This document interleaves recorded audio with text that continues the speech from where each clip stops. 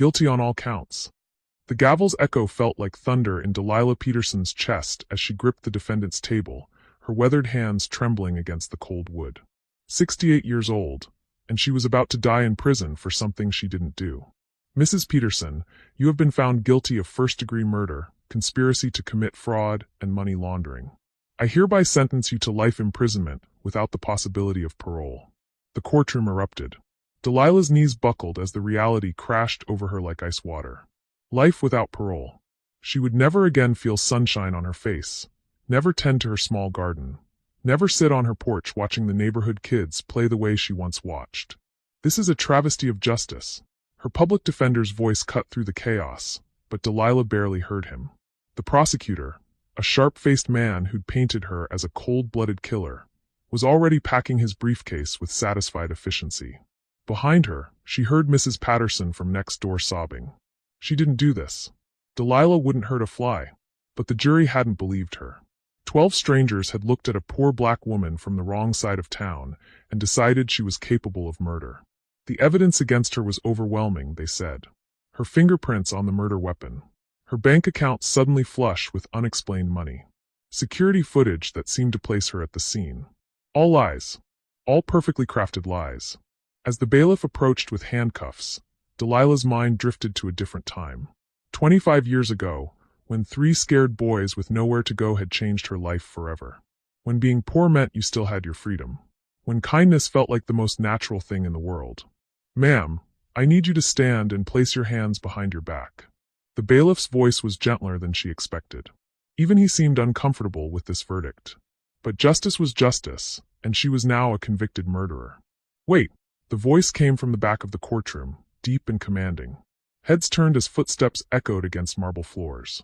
Delilah twisted in her seat, squinting through her tears. A tall man in an expensive charcoal suit strode down the center aisle, his presence immediately shifting the room's energy.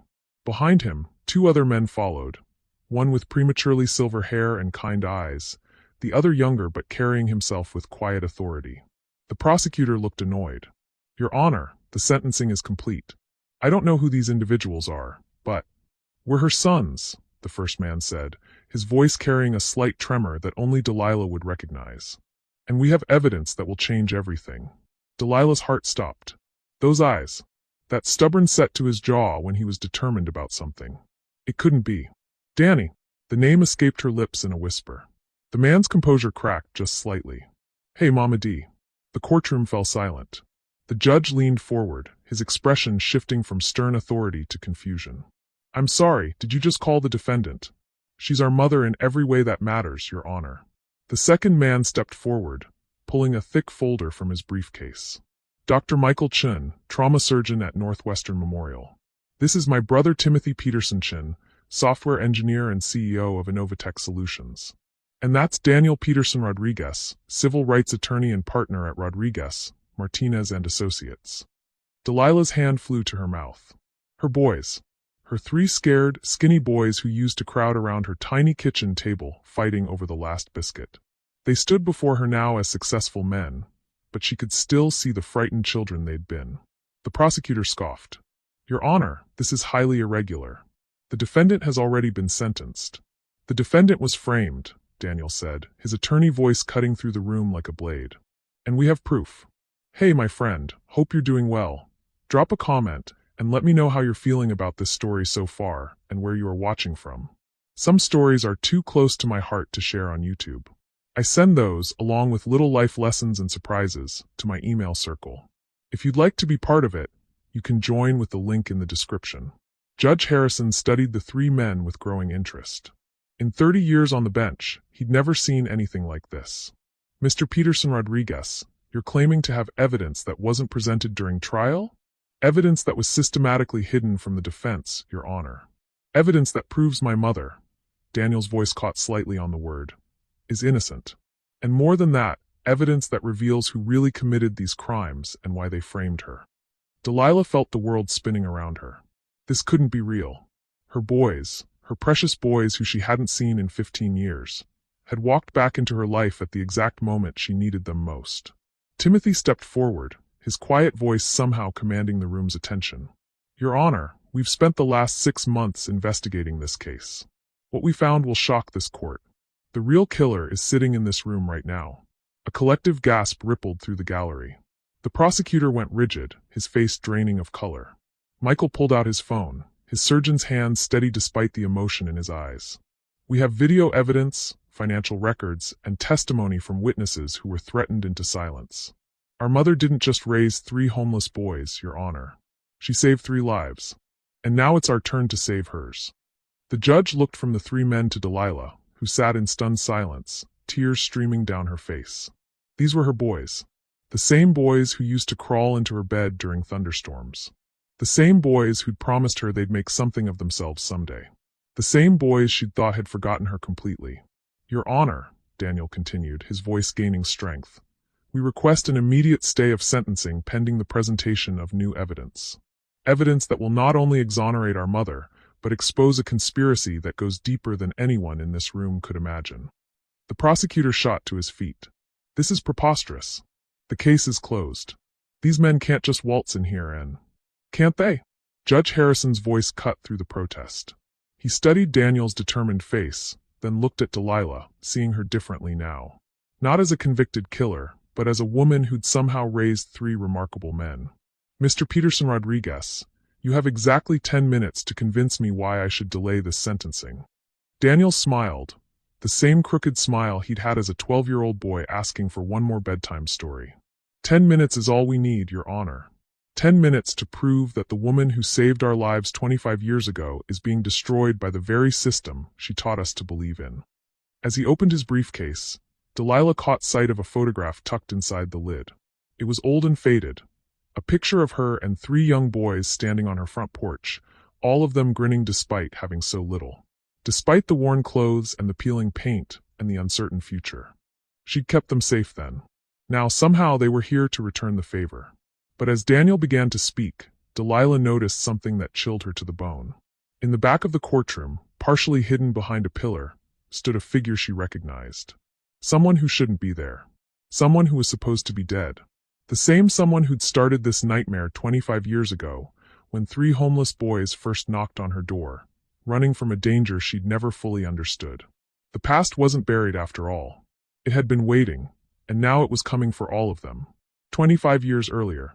The pounding on Delilah Peterson's door came at 2:47 a.m., desperate and insistent. She'd been awake anyway, had been for weeks since Marcus died, staring at the ceiling of their small 2-bedroom house, wondering how she'd make next month's rent on a school janitor's salary. Please, somebody help us. The voice was young, terrified. Delilah grabbed her bathrobe and hurried to the front door, peering through the peephole. 3 boys stood on her porch. White boys, which was unusual in her neighborhood. The oldest couldn't have been more than 12, clutching the hands of 2 younger ones. They were soaked from the rain, shivering, and the oldest had a cut across his cheek that was still bleeding.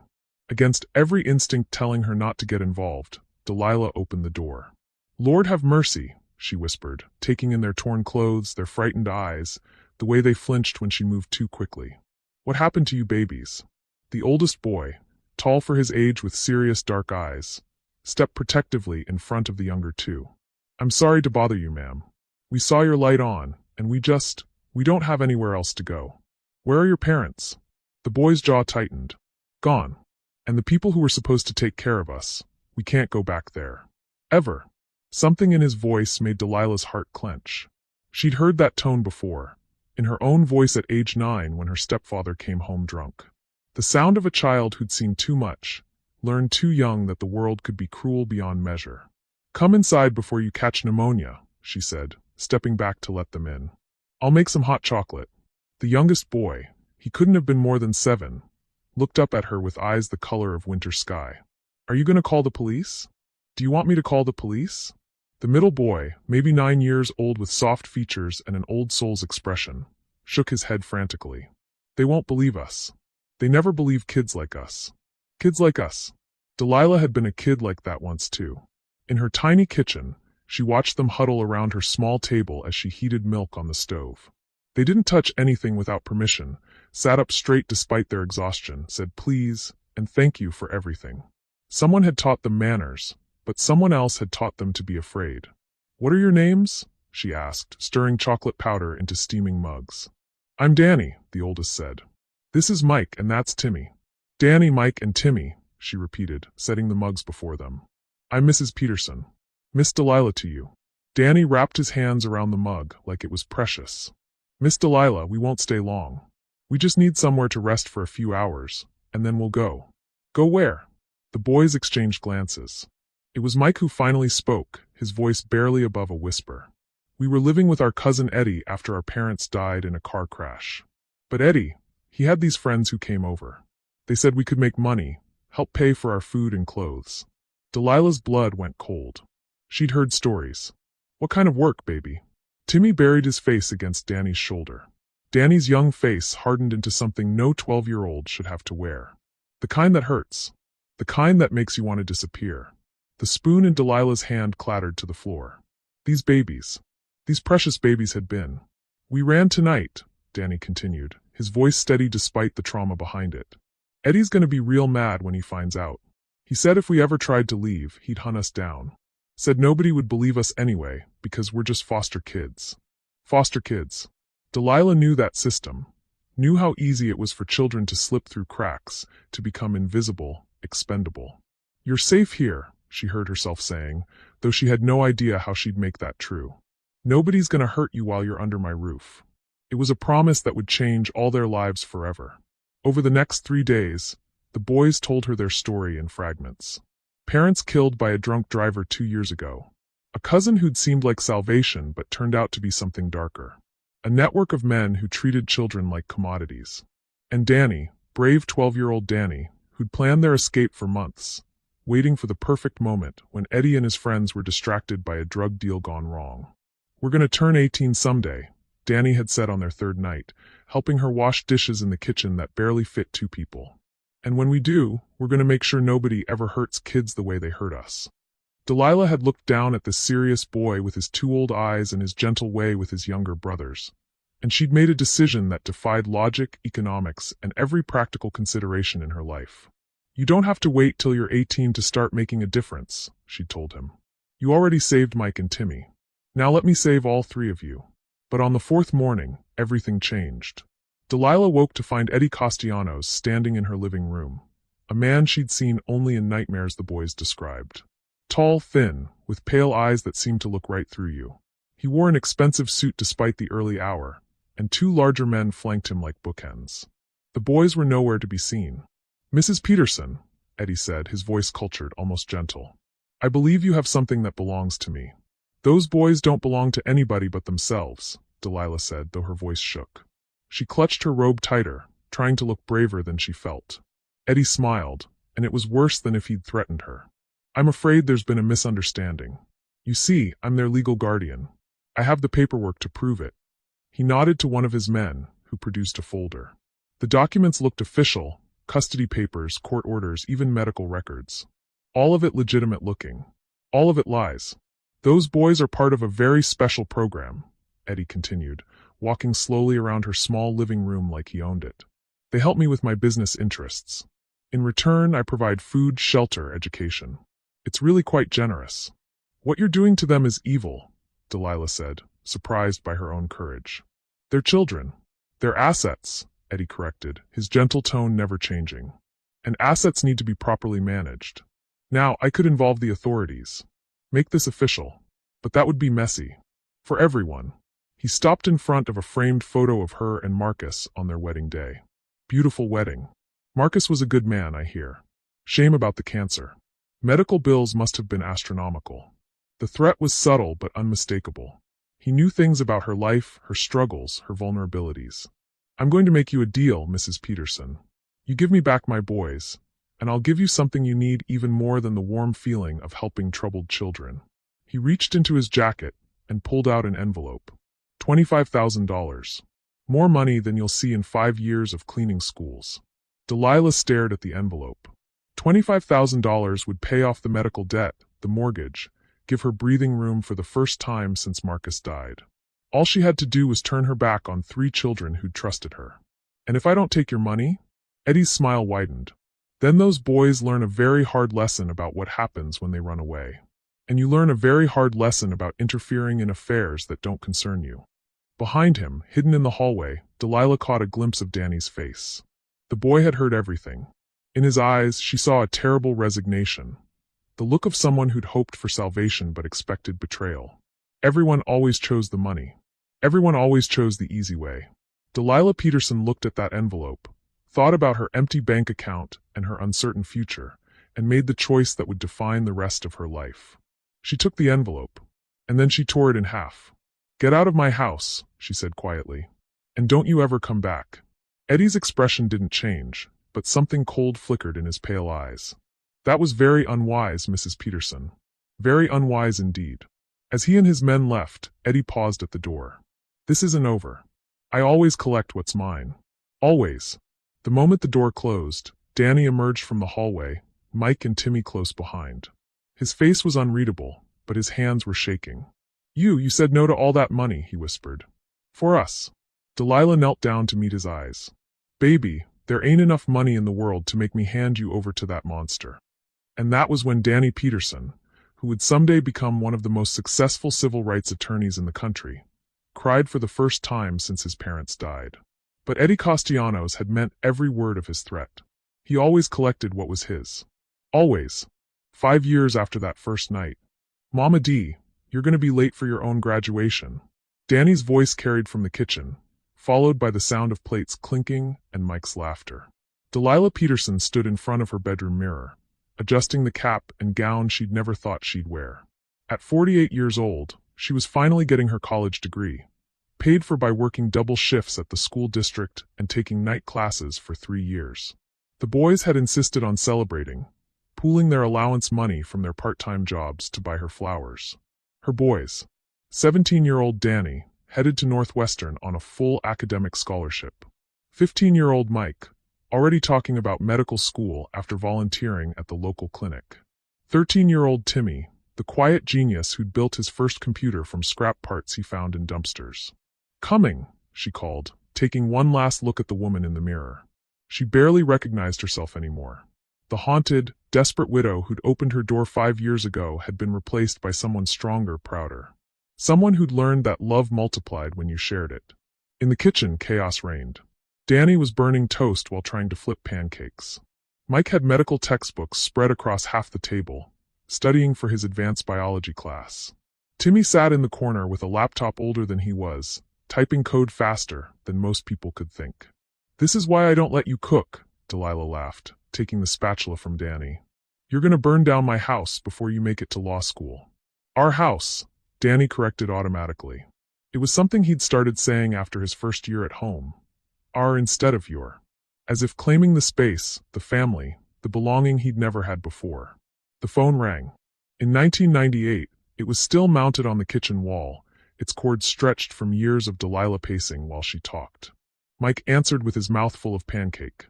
"Peterson residence," Mike speaking. He'd been practicing proper phone etiquette, preparing for college interviews that were still years away. His face changed. The easy smile faded, replaced by something cold and frightened. I think you have the wrong number." He hung up quickly, but not before Delilah caught the tremor in his hands. "Who is that, baby?" "Nobody. Wrong number." But Mike couldn't meet her eyes. The phone rang again.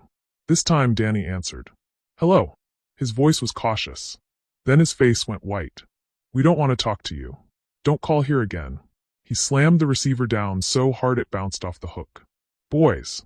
Delilah's voice carried the authority of 5 years of motherhood. "Tell me what's going on. Now." It was Timmy who spoke, his young voice barely above a whisper. "It's him. Eddie. He found us." The spatula fell from Delilah's hand, clattering to the floor. 5 years. 5 years of peace, of building a life, of believing they were safe. She'd let herself forget that monsters didn't just disappear because you wished them away. What did he say? Danny's jaw clenched. That stubborn set she knew meant he was about to do something protective and probably stupid. He said it was time to settle old debts. Said he's been patient long enough. The phone rang a third time. This time Delilah answered. "Listen, you sick. Mrs. Peterson." Eddie's voice was exactly as she remembered, cultured, gentle, terrifying in its calm reasonableness. "It's been too long. How are the boys? Growing up fast, I imagine." Stay away from my family. Your family? Eddie chuckled. Mrs. Peterson, those boys will never be your family. Blood is blood, and legal guardianship is legal guardianship. I've been patient because I'm a reasonable man, but my patience has limits. They're 17, 15, and 13 years old. They can speak for themselves about where they want to live. Can they? How interesting. Tell me, Mrs. Peterson, does Danny know about the trust fund his parents left him? The one that's been accumulating interest for 7 years? It's worth quite a bit now. Nearly $500,000. Delilah's blood went cold. What are you talking about? Oh, you didn't know? His parents were well insured. Very well insured. And I, as his legal guardian, have been managing those funds very carefully. Of course, if Danny were to become estranged from me, well, there might be questions about where some of that money went. Unfortunate questions. The implication was clear. Eddie had been stealing from the boys' inheritance, and now he was trapped. If they exposed him, he'd face serious charges. But if they tried to claim their money, here's what's going to happen, Eddie continued, his voice never losing its pleasant tone. You're going to convince those boys to come home. To their real family. Or I'm going to make some very uncomfortable allegations about a poor black woman who's been living far above her means for the past 5 years. Amazing how you afforded college on a janitor's salary, isn't it? And that new car you bought last month? The laptop for young Timothy? Very generous gifts for someone with your income. Delilah felt the world tilting. You've been watching us. I've been protecting my interests. And my interests include 3 young men who belong with me. They belong with people who love them. Love. Eddie's laugh was soft, poisonous. Mrs. Peterson, love is a luxury these boys can't afford. I offer them something much more valuable. Survival in a world that doesn't care about cast-off children. You've given them hope, which is cruel. I give them reality, which is kind. You give them nightmares. I give them purpose. And power. Do you know what happens to idealistic young men who think the world owes them justice? They get crushed. But young men who understand that the world is transactional? They thrive. Through the kitchen window, Delilah could see a black car parked across the street. It hadn't been there an hour ago. You have 48 hours to convince them, Eddie said. After that, I stop being reasonable. And Mrs. Peterson? I want you to understand something very clearly. This isn't just about the boys anymore. You made this personal when you tore up my envelope. When you chose to interfere. Now you're part of the equation too. What does that mean? It means that one way or another, you're going to pay for the inconvenience you've caused me. The question is whether you take them down with you. The line went dead. Delilah stood frozen, the receiver humming in her hand. Behind her, 3 young men watched with faces full of questions and growing fear. Mama D. Danny's voice was small, younger than his 17 years. What did he want? She turned to look at them, her boys, her heart, her reason for breathing. Danny with his fierce protective instincts and dreams of becoming a civil rights lawyer. Mike with his gentle hands and determination to heal people. Timmy with his quiet brilliance and faith that technology could solve anything. Eddie was right about one thing. The world was cruel to idealistic young men. But he was wrong about everything else. These boys weren't commodities to be owned or tools to be used. They were human beings with the right to choose their own futures. But choosing meant risking everything. Including her. He wants you to come back to him, she said finally. And he's threatening to hurt me if you don't. The silence that followed was deafening. Then Danny spoke, his voice deadly quiet. What kind of threats? The kind that could put me in prison for things I didn't do. Then we go, Mike said immediately. We go back with him. We protect you the way you protected us. No. The word came out sharper than Delilah intended. Absolutely not. You are not sacrificing yourselves for me. Why not? Timmy asked, his young face serious. You sacrificed for us. That's different. I'm an adult. I made my choice. We're not children anymore, Danny said, and suddenly he looked every inch the man he was becoming. We get to make choices too. Not this choice. Never this choice. But even as she said it, Delilah knew they were at a crossroads. 5 years ago, she'd chosen to protect them from a monster. Now that monster was back, stronger and more dangerous than ever. And this time, he wasn't just threatening the boys. He was threatening all of them. Outside, the black car's engine started. Through the window, Delilah caught a glimpse of Eddie in the passenger seat. He raised his hand in a mockery of a friendly wave, then pointed at his watch. 48 hours. The countdown to catastrophe had begun. That night, as the boys slept, Delilah sat at her kitchen table and wrote 3 letters. Letters that explained everything. Letters that said goodbye. Letters that she prayed she'd never have to send. Because she'd already made her choice. She just hadn't told them yet. 25 years later, standing in that courtroom with handcuffs biting into her wrists, Delilah would remember this moment. The moment she decided to save her boys one last time. The moment she decided to sacrifice herself.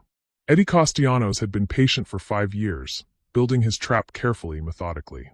Tomorrow he would spring it, and Delilah Peterson, who had spent 5 years learning to hope again, would discover that some monsters never stop hunting. They just wait for the perfect moment to strike. The next morning brought deceptive normalcy. Delilah made breakfast as usual, though her hands shook as she poured orange juice. The boys got ready for school with forced cheerfulness, but she caught them whispering in corners, saw how they checked the windows before moving between rooms. "I'm walking you to school today," she announced.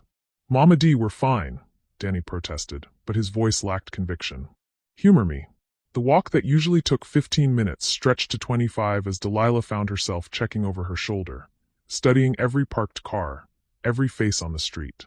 The black sedan was gone, but that somehow made it worse. Eddie was out there somewhere, planning, waiting. At the school, she watched her boys disappear through the front doors. Danny to his senior classes, Mike to his sophomore advanced placement courses, Timmy to the special program for gifted students. 3 young men with brilliant futures ahead of them, if she could keep them safe long enough to reach those futures. Her supervisor at the district office was understanding when she called in sick. Delilah Peterson never called in sick, so Margaret assumed it was serious. "Take all the time you need, honey. That stomach flu is going around." If only it were something as simple as the flu. Delilah spent the day researching. At the public library, she looked up everything she could find about Eddie Castellanos. What she discovered made her blood run cold. He wasn't just some local predator. Eddie was connected, really connected. His business interests included legitimate companies that seemed to launder money for less legitimate enterprises. He had political connections, law enforcement contacts, judges who owed him favors. Over the past 5 years, while she'd been raising her boys and building a life, Eddie had been building an empire. And empires had resources. The newspaper archives told a story of mysterious disappearances, investigations that went nowhere, witnesses who suddenly changed their stories. Eddie Castellanos was mentioned peripherally in several articles, always as a concerned citizen or generous benefactor, never as a suspect. The man was untouchable. At 3:30, Delilah was waiting outside the school when the boys emerged. Danny's face was grim. "We need to talk," he said quietly. "All of us." Back home, they gathered in the living room where so many important conversations had happened over the years. Homework discussions, college planning sessions, heart-to-hearts about growing up and dealing with the world's cruelties. This conversation would be different. "I did some research during lunch," Danny began, pulling out a folder of papers he'd printed in the school library. "Eddie Castellanos isn't just some guy with a grudge. He's dangerous. Really dangerous." "How dangerous?" Delilah asked, though she suspected she already knew. Mike spread out newspaper clippings on the coffee table. 3 kids who ran away from him over the years. All of them found dead within 6 months. Officially ruled suicides or accidents. "Officially," Timmy added, his young voice heavy with implication. Delilah's heart sank. She'd hoped her boys wouldn't dig this deep, wouldn't understand the true scope of what they were facing. But they were too smart, too determined to protect each other. "There's more," Danny continued. "I called Northwestern's admissions office. Asked some hypothetical questions about what happens if a student's legal guardian objects to their enrollment. And, legally, since I'm still 17, Eddie could block my admission. He could block all of our educations, our futures, everything we've worked for." The room fell silent. 5 years of dreams, of planning, of believing in better tomorrows. All of it could be destroyed with a few phone calls from a man who saw them as property. "So what do we do?" Mike asked. Before anyone could answer, the phone rang. They all froze. "I'll get it," Delilah said, but Danny was already moving. "Mrs. Peterson?" The voice was young, female, terrified. "This is Sarah Chin. Mike Chin. He's my little brother. Eddie has him." The world stopped. Mike shot to his feet, his face white with terror. "What?" Danny grabbed the phone. "Who is this? What are you talking about?" "My brother Mike, he's 11 years old. He ran away from Eddie Castellanos 2 weeks ago." Eddie's been looking for him ever since. He just called me. He said he has Mike, and he'll trade him for your Mike. 1 for 1. Delilah felt the floor dropping away beneath her. Another child. Another innocent victim caught in Eddie's web. Where? Danny's voice was deadly calm. Where does he want to make the trade? Danny, no, Delilah said, but he was already writing down an address. Pier 47, tonight at midnight. He said to bring all 3 of you, or the deal's off. Sarah's voice cracked. Please. Mike is all I have left. Our parents died last year, and I've been trying to take care of him. But I'm only 19 and I don't know what I'm doing, Anne. We'll be there, Danny said and hung up. Absolutely not, Delilah said immediately. This is obviously a trap. Of course it's a trap, Mike said quietly. But there's a kid out there who needs help. An 11-year-old boy who's probably terrified and hurt, Anne. And you were 11 once too, Timmy finished. When Eddie had you. The parallel was devastating. Another Mike, younger and more vulnerable, trapped in the same nightmare they'd escaped. We can't save him by walking into Eddie's hands, Delilah said desperately. There has to be another way. What other way? Danny's voice was frustrated, angry. Call the police? Tell them what? That a legally documented guardian has his legal ward? Show them what evidence? We were never officially removed from Eddie's custody. Legally, we're still his. The truth hit Delilah like a physical blow. In their rush to build a life together, she'd never pursued legal adoption. Eddie was still, technically, their guardian, which meant everything they'd built was built on borrowed time. He's been planning this, she whispered. All of it. He let us have 5 years of happiness because he knew he could take it away whenever he wanted. The inheritance money, Timmy said suddenly. Danny, if you're still legally his ward, then he still controls your trust fund. But if something happened to him, the money would go where? Mike asked. To Danny's next of kin. Which would be us, if we're legally adopted by Mama D. Danny's eyes widened with understanding. He can't let us go because he needs the money. And he can't keep stealing from the trust much longer without someone noticing. So he needs us back under his control permanently. Or dead, Mike said quietly. The word hung in the air like poison. That's why the trade, Delilah realized. He gets you back, and he has leverage to make sure you never try to leave again.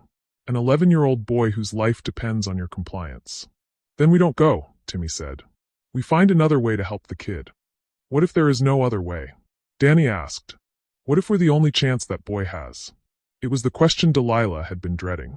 The same question she'd faced 5 years ago when 3 scared boys knocked on her door. The same question she faced every day.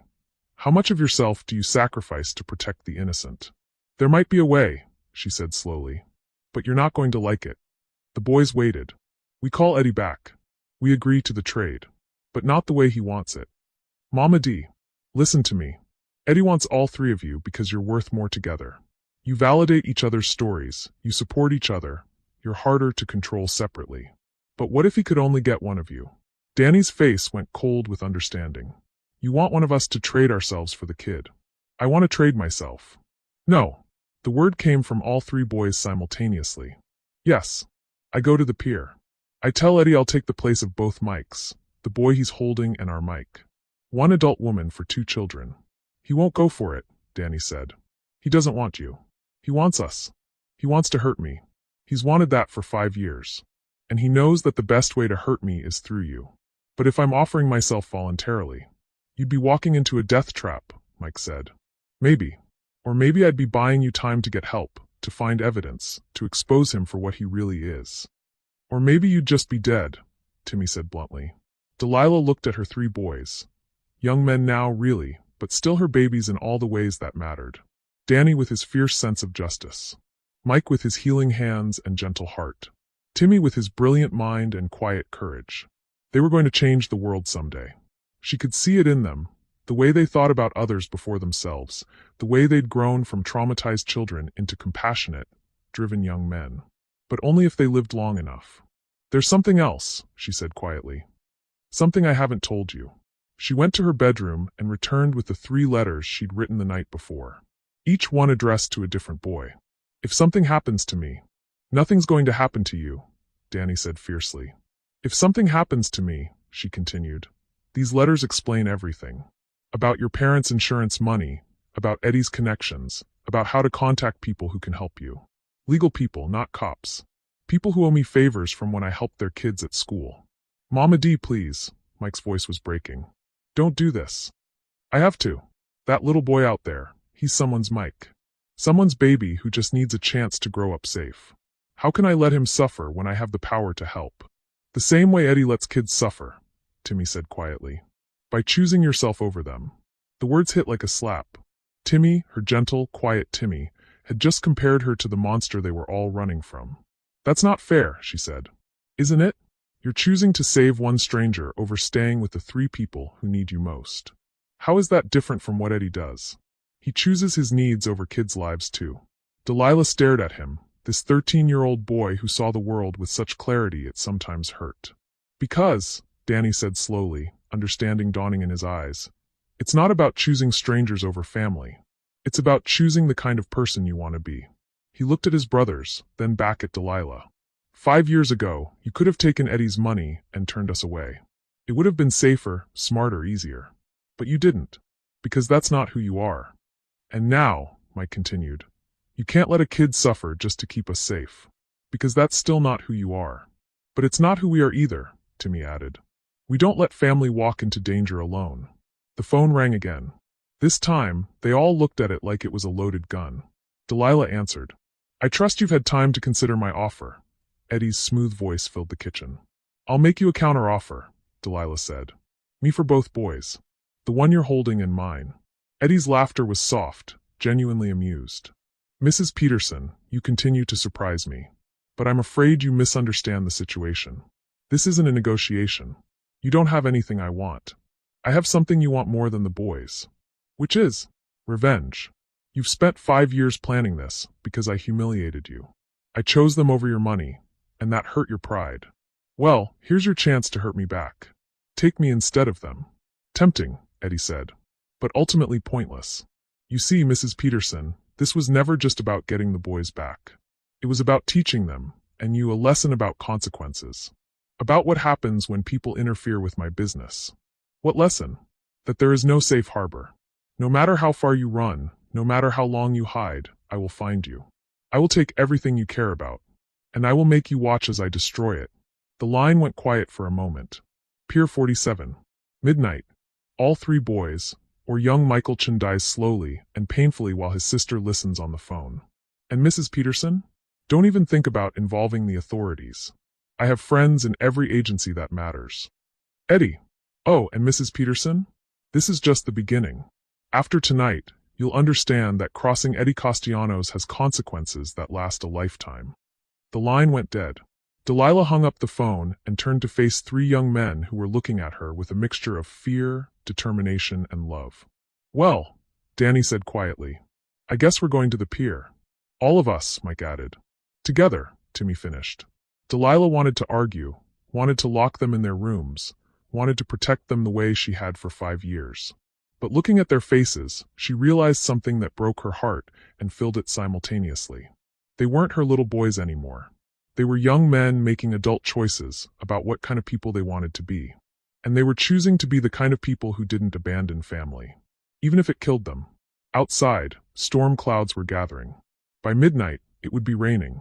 Perfect weather for the end of everything they'd built together. Perfect weather for Eddie Castellanos to finally collect what he believed was his. In 6 hours, one way or another, everything would change. The only question was whether any of them would survive to see the dawn. Pier 47 at 11:45 p.m. was a graveyard of rusted shipping containers and broken dreams. The storm had arrived early, turning the night into a symphony of rain against metal and waves against concrete. Delilah and her 3 boys huddled together near the entrance, soaked to the bone despite their rain jackets. He's late, Mike whispered, his breath visible in the cold air. He's not late, Danny replied grimly. He's watching. Making sure we came alone. Making sure we're scared. Timmy pulled his laptop bag closer to his chest. Inside, hidden beneath schoolwork, was a digital recorder, their only insurance policy. If they didn't survive the night, at least there might be evidence of what really happened. There, Delilah pointed toward the far end of the pier. A figure emerged from between 2 shipping containers, walking slowly, deliberately. Even at a distance, Eddie Castellanos commanded attention. He wore an expensive coat that shed rain like it was nothing, his pale hair perfectly styled despite the weather. He wasn't alone. Two men flanked him, the same muscle from 5 years ago, grown older but no less dangerous. And between them, barely visible in the darkness, was a small figure. A child. Michael Chun, Delilah breathed. As they drew closer, the resemblance to her Mike became heartbreakingly clear. The same soft features, the same intelligent eyes. But where her Mike carried himself with quiet confidence, this boy radiated terror. Mrs. Peterson. Eddie called out when they were 20 feet apart. So punctual. I've always admired that about you. Let the boy go, Delilah said. We're here. You have what you wanted. Eddie's smile was visible even in the darkness. Do I? Let's see. Daniel, approaching 18.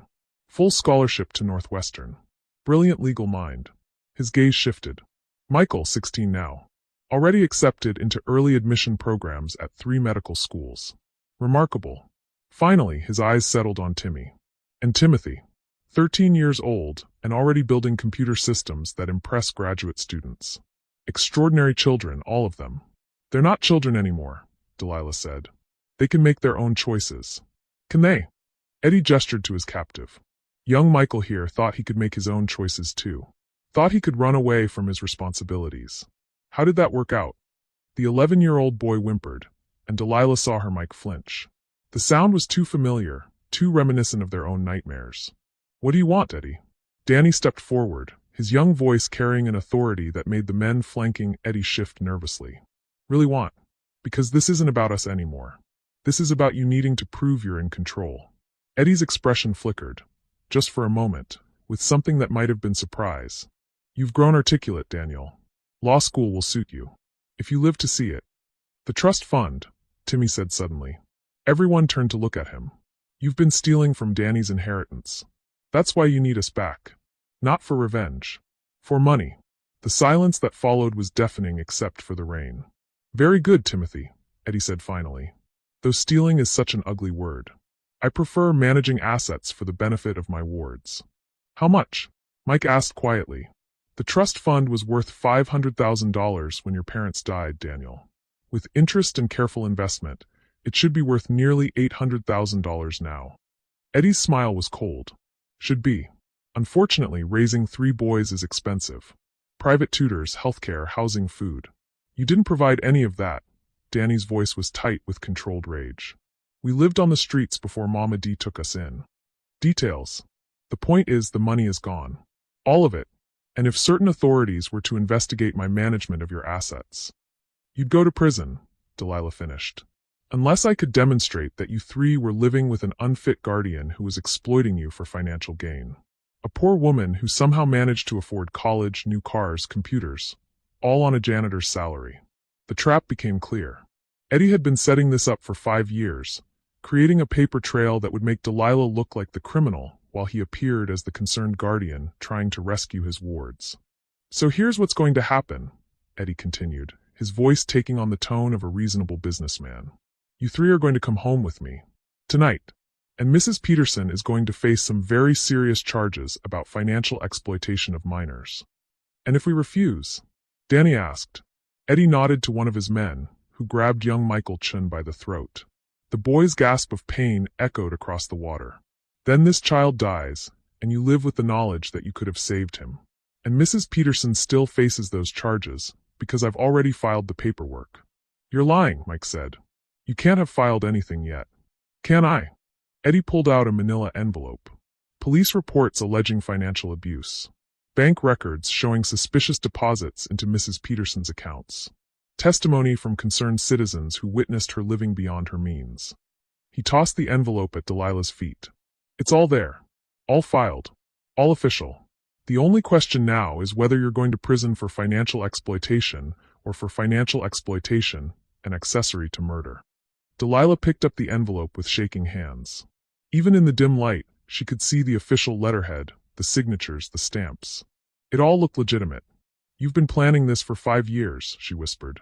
I've been planning this for longer than that. Eddie's mask slipped, revealing something ugly underneath. Did you really think you could humiliate me and walk away? Did you think I would just forget? We were children, Timmy said, his young voice cutting through the rain. We were kids running for our lives, and you're talking about humiliation? You were assets, Eddie corrected. Valuable assets that belonged to me. And she, he pointed at Delilah, she stole you. Turned you against me. Made you think you were too good for the life I offered. The life you offered was hell, Mike said quietly. The life I offered was honest. No false hope. No pretending the world is fair or kind.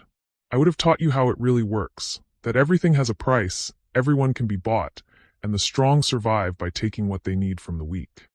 Instead, she taught us that some things can't be bought, Danny said. Like love. Like family. Like doing what's right even when it costs you everything. Eddie's laugh was bitter. And look where it got you. Standing on a pier in the rain, watching everything you care about slip away. Tell me, Daniel, was the lesson worth it? The question hung in the air like a challenge. Danny looked at Delilah, then at his brothers, then at the terrified child Eddie held hostage. Yes, he said simply. It was. Then you're a fool. And fools don't survive long in my world. Eddie nodded to his men again. This time, one of them produced a gun. Last chance, Eddie said. Come with me now, and Mrs. Peterson goes to prison for financial crimes. Refuse, and she goes to prison for being an accessory to murder, after you all watch this child die. The math was brutal, inescapable. No matter what they chose, Delilah was going to prison. The only variable was whether an innocent boy lived or died. But Delilah was looking at something else. Behind Eddie, barely visible in the darkness between shipping containers, she saw movement. A figure, low and quick, working its way toward Eddie's men. Sarah Chun. The desperate sister had followed them. You want to know something, Eddie? Delilah said, stepping forward. You're right about one thing. The world is cruel. It takes and takes until there's nothing left. But you're wrong about everything else. How so? You think strength means taking what you want from people who can't fight back. But real strength? Real strength is standing between a monster and the people you love, even when you know you can't win. Pretty words. But words don't stop bullets. No, Delilah agreed. But sometimes they distract monsters long enough for heroes to act. Behind Eddie, Sarah Chun rose from her hiding place, holding a crowbar she'd found among the shipping containers. She was 19 years old, terrified, and completely untrained. But she was also a big sister who would do anything to save her little brother. She swung the crowbar with every ounce of strength she had. It connected with the gunman's wrist, sending the weapon spinning into the darkness. The man howled in pain and surprise. In the chaos that followed, everything happened at once. Danny lunged forward, tackling Eddie around the waist. Mike dove for young Michael Chun, pulling the boy away from the second gunman. Timmy, thinking quickly, grabbed his laptop and hurled it at the nearest threat. But Eddie was faster than he looked, and stronger than his expensive clothes suggested. He rolled with Danny's tackle, coming up with a knife that gleamed wetly in the rain. Enough, he roared, grabbing Danny by the throat and pressing the blade to his neck.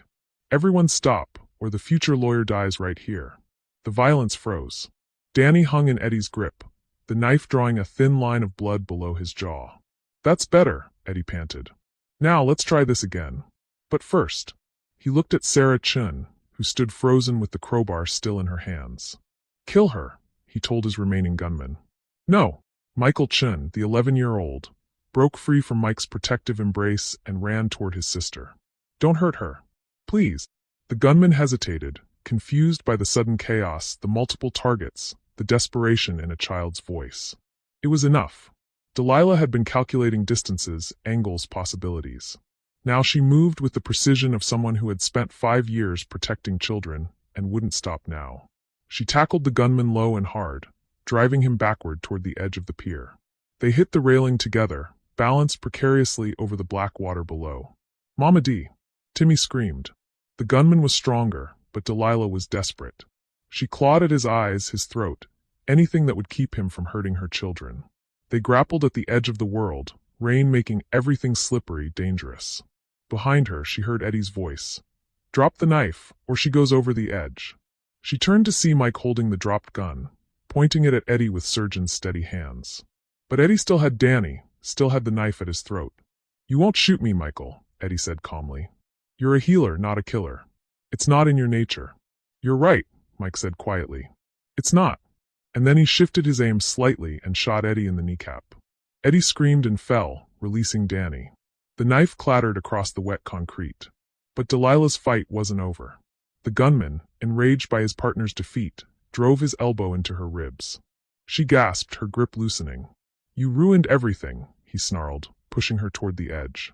5 years of planning, gone because of one stupid woman. Danny, free now, dove for the knife Eddie had dropped. In one fluid motion, he came up and drove the blade deep into the gunman's shoulder. The man screamed and stumbled backward, releasing Delilah. For a moment, it seemed like they had won. Then Eddie, bleeding and furious, pulled a second gun from an ankle holster.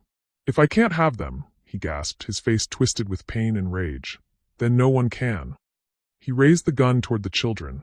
All of them, his original 3 and the Chun siblings who had dared to defy him. Delilah didn't think. She just moved. She threw herself between Eddie and the children just as he pulled the trigger. The bullet took her in the chest, spinning her around. She hit the concrete hard, her vision immediately blurring. "Mama D!" The scream came from all 3 of her boys simultaneously. Eddie struggled to stand, raising the gun again. "You should have taken the money," he said. "All those years ago. You should have." Mike shot him again, this time in the other knee. Eddie collapsed, the gun skittering away across the pier. Danny was at Delilah's side instantly, pressing his hands against the bleeding wound in her chest. "Stay with us, Mama D, stay with us. Call 911. Mike shouted to Sarah Chun, who was holding her little brother and crying. "No," Delilah whispered, her voice weak but urgent. "Listen to me. All of you. Listen." Her boys leaned close. "Eddie, he's got friends. Police, judges. They'll spin this. Make it look like you attacked him. Like I was really stealing from you. We'll tell them the truth," Timmy said desperately. "Truth doesn't matter, if you don't live long enough to tell it." Blood frothed at the corners of her mouth. "You have to run. Tonight.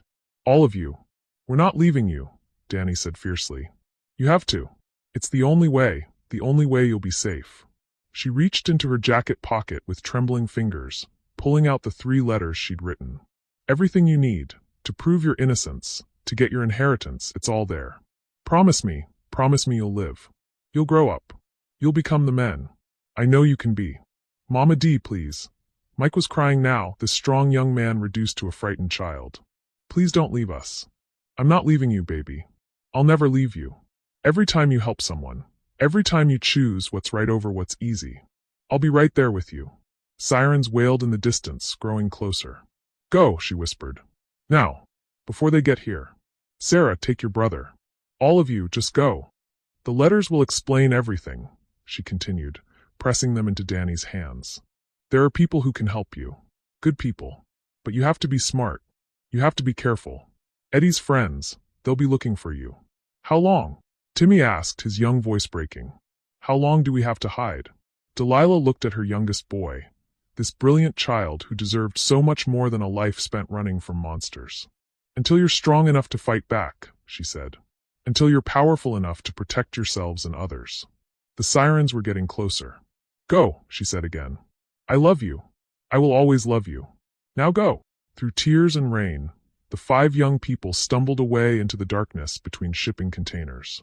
Danny looked back once, seeing Delilah lying motionless on the concrete, Eddie groaning nearby, the pier becoming a crime scene that would be spun into whatever story served Eddie's allies best.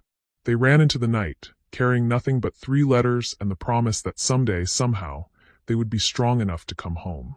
Behind them, Eddie Castellanos was loaded into an ambulance, already talking to the police in his smooth, reasonable voice.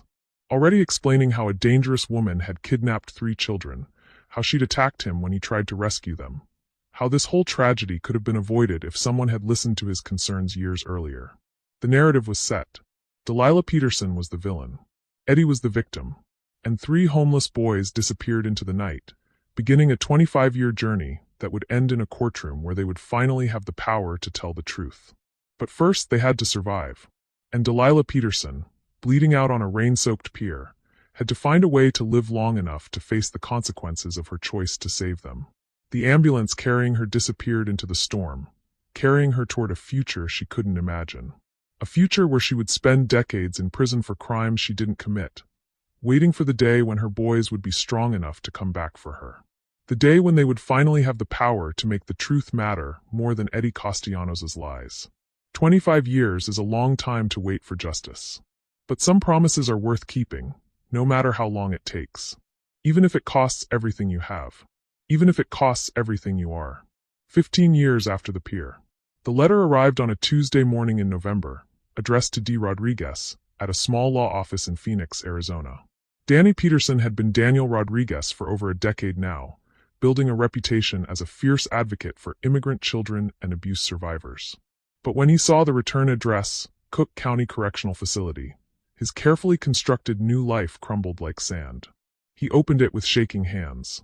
Daniel, I don't know if you'll get this. I don't even know if you're still alive. But I had to try. Tomorrow marks 15 years since that night on the pier. 15 years since I last saw your face, heard your voice, held you when you were scared. I think about you every single day. About Mike and Timmy too. I hope you're safe. I hope you're happy. I hope you've forgiven me for not being strong enough to protect you without losing you. I'm in prison, baby.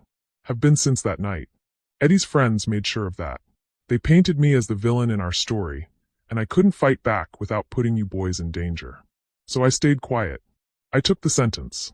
I let them believe their lies. But something's happening now. Something that scares me more than prison, more than dying here alone. Eddie's getting out. Early release for good behavior and cooperation with authorities. The man who destroyed our family is about to walk free while I rot in here for his crimes. I need you to know, all of you need to know, that he's not done. Men like Eddie never stop hunting. If he can't have you, he'll destroy you. And if he can't destroy you directly, he'll come for the people you love. Be careful, my precious boy. Be smart. Be strong. But most of all, be alive. I love you forever, Mama D. P.S. I kept your real names alive in here. Told stories about Danny and Mike and Timmy to anyone who'd listen. In my heart, you never stopped being my sons. Danny read the letter 3 times before his hands stopped shaking enough to reach for his phone. The number he dialed was one he'd memorized but never called. An emergency contact that would reach his brothers if their carefully maintained separation ever needed to be broken. The voice that answered was familiar despite 15 years of distance. This is Dr. Chun. Mike. Danny's voice cracked saying the name. It's me. It's Danny. Silence. Then a sharp intake of breath. Jesus Christ. Danny. Is it really you? It's me, brother. We need to talk. All of us. Eddie's getting out. 2 days later, 3 men sat in a booth at an all-night diner in Kansas City, neutral territory, far from any of their established lives. They'd grown up, filled out, acquired the confidence that comes with success and respect. But sitting together, they were instantly those 3 scared boys again. Dr. Michael Chin looked exactly like his name suggested. Professional, successful, carrying himself with the quiet authority of someone who saved lives for a living. But his eyes held the same gentle warmth they'd always had. Timothy was harder to recognize. He'd adopted the last name Smith and let his hair grow long, hiding behind thick glasses and the unassuming demeanor of a software engineer. But when he smiled, he was still the brilliant kid who'd built computers from scrap parts. You got one too, Danny said, seeing the prison letter on the table between them. Same day, Tim confirmed. Mike. Same day. Mike's surgeon hands were steady as he spread his letter flat. She sent them simultaneously. Probably saved up for months to afford the postage. The 3 letters were nearly identical, each ending with the same warning about Eddie's release, the same plea for caution, the same declaration of eternal love. 15 years, Danny said quietly. 15 years she's been in prison for our freedom. She chose that, Mike said, but his voice was hollow. She made that choice to protect us. And we honored it by staying away, Tim added. By building new lives, new identities. By becoming successful enough to fight back. Are we? Danny asked. Successful enough, I mean. Strong enough to take on Eddie and win. Mike pulled out a tablet and opened a file he'd been building for years. Dr. Michael Chun, trauma surgeon at Northwestern Memorial. Department head. Published researcher. Congressional advisor on healthcare policy. He swiped to the next screen. Timothy Smith, CEO of Nexus Dynamics. 47 patents in cybersecurity and data analysis. Net worth somewhere north of $50 million. Another swipe. Daniel Rodriguez, partner at Rodriguez & Associates. Landmark civil rights cases. Justice Department consultant.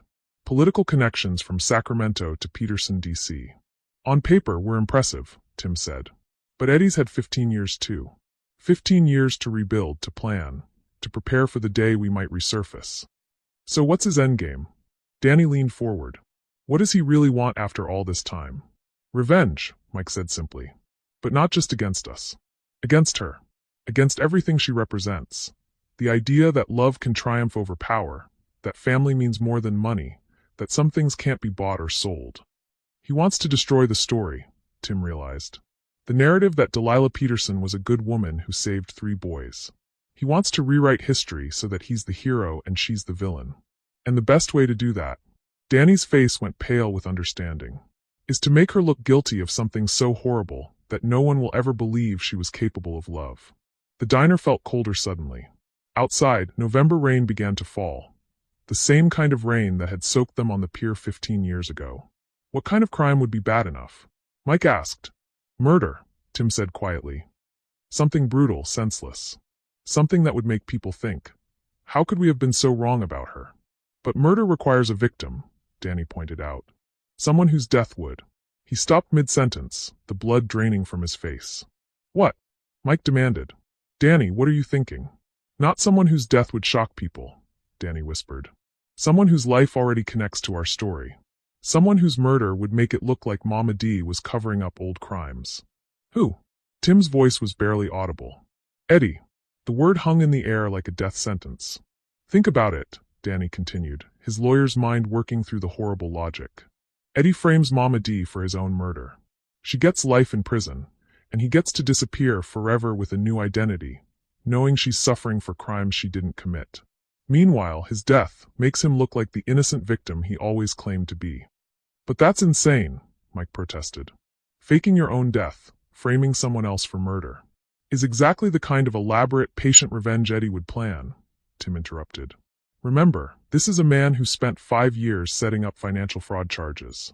25 years would be nothing to him. And if we're right, Danny said grimly, then Mama D isn't just in prison. She's sitting on death row for a murder that never happened. Mike's phone buzzed. He glanced at it and went white. What? Both brothers said simultaneously. Google alert. I set them up years ago for any news about Eddie Castellanos. He showed them the screen. Body found in Chicago warehouse district. Police identify victim as Edward Castellanos, 68, local businessman and philanthropist. Evidence points to murder. Suspect in custody. Who's the suspect? Tim asked, though they all knew the answer. Mike scrolled down. Delilah Peterson, 68, currently serving time for financial fraud involving minors. Police allege she arranged the murder from prison to prevent Castellanos from testifying in an upcoming appeals hearing. Son of a bitch, Danny breathed. He actually did it. He faked his own death and framed her for murder. But how? Tim was already pulling out his laptop. How do you fake your own death convincingly enough to fool forensics, DNA evidence, dental records? Money, Mike said simply. Enough money can buy anything. Corrupt officials, false records, even convincing body doubles. Or, Danny said slowly, what if it's not faked? What if Eddie really is dead? His brothers stared at him. What if someone else killed him? Someone with their own reasons for wanting Eddie Castellanos gone permanently. And now they're using his death to destroy Mama D. Who would want Eddie dead? Mike asked. Anyone he's hurt over the years. Any parent whose child he destroyed. Any business partner he betrayed. Danny's voice was grim. Eddie made a lot of enemies. Maybe one of them finally got close enough to strike. But that still doesn't explain how Mama D got framed for it, Tim pointed out. Unless, Mike's face went ashen. Unless whoever killed Eddie knew about our story. Knew about the connection between him and Mama D. And saw an opportunity to kill 2 birds with 1 stone. Get rid of Eddie and make sure the woman who defied him gets punished for it. Or, Danny said, a terrible possibility occurring to him, unless Mama D actually did it. The silence that followed was deafening. She didn't, Mike said fiercely. She couldn't. Mama D doesn't have that kind of darkness in her. People change, Tim said quietly. 15 years in prison, knowing that Eddie was free while she rotted for his crimes. That could break anyone. Even if it could, Danny said, she wouldn't do it. Not like this. Not in a way that would make her look guilty. If Mama D killed Eddie Castellanos, she'd do it in broad daylight and dare the world to say she was wrong. Then we're back to a frame job, Mike concluded. Someone killed Eddie and used it to destroy her. But who? And why now? Tim's laptop chimed with an incoming message. He frowned at the screen. What is it? Danny asked. Encrypted email. No sender identification. Tim's fingers flew over the keyboard. But the encryption pattern. I recognize this. It's military grade but modified. Someone with serious technical skills sent this. What does it say? Tim's face went white as he read. It says, "Your mother has 48 hours to live. Her trial is a formality. She's already been convicted in the court of public opinion. If you want to save her, meet me at the place where it all began. Come alone, or she dies screaming." "The pier," Mike whispered. "It's signed," Tim continued, his voice shaking. "An old friend who never forgot." Danny felt the world spinning around him. Someone else was there that night. Someone we didn't see. Or someone who's been watching us for 15 years, Mike said. Waiting for the perfect moment to strike. Someone who knows exactly how to destroy everything we care about. The three men sat in stunned silence, the weight of 25 years of secrets and lies pressing down on them like a physical force. Outside, the rain continued to fall, washing away the illusion that they'd ever really escaped their past. Eddie Castellanos was dead, but his legacy of destruction lived on. Someone had picked up where he left off, using his death as the perfect weapon to destroy the woman who dared to show them what love looked like. "We have to go back," Danny said finally. "All of us. Together." "It's obviously a trap," Tim pointed out. "Of course it's a trap. But it's also the only chance we have to save her." "And if we're wrong?" Mike asked. "If this person, whoever they are, is more dangerous than Eddie ever was? Then we die trying to save the woman who gave us life," Danny said simply. "Just like she was willing to die trying to save us." 48 hours, Tim said, looking at his watch. "That puts the deadline at midnight Friday," Mike finished. 25 years to the day after the pier. He planned this, Danny realized. Whoever this is, they've been planning this for 25 years. Waiting for the perfect anniversary, the perfect symmetry. "Then we give them what they want," Mike said grimly. "We show up. We face whatever's waiting for us. Together," Tim added. "Together," Danny agreed. But as they left the diner and went their separate ways to prepare for what might be their final confrontation, none of them noticed the figure watching from across the street. Someone who'd been following them since they'd first made contact. Someone who'd been waiting 15 years for this exact moment. Someone who knew exactly how to use their love for Delilah Peterson to destroy them all. The trap was closing. And this time, there would be no escape. In 47 hours and 36 minutes, the Peterson boys would learn that some debts can never be repaid. Some sins can never be forgiven. And some monsters are patient enough to wait a lifetime for revenge. Meanwhile, in Cook County Correctional Facility, Delilah Peterson sat in her cell, staring at a newspaper clipping that had been slipped under her door during the night. The headline read, "Businessman Murdered, Woman Claims Innocence." But it wasn't the headline that made her blood run cold. It was the photograph. Eddie Castellanos lay on a warehouse floor, his expensive suit soaked with blood, his pale eyes staring sightlessly at nothing. He was definitely dead. But the man who'd visited her 3 days ago, claiming to be Eddie Castellanos, very much alive and planning his final revenge. That man was someone else entirely. Someone who'd been playing a longer game than any of them had imagined. Someone who'd been using Eddie's identity, Eddie's connections, Eddie's resources to orchestrate a 25-year campaign of psychological warfare. The real Eddie Castellanos had probably been dead for years.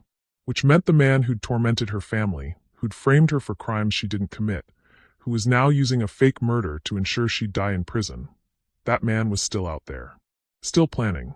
Still hunting her boys.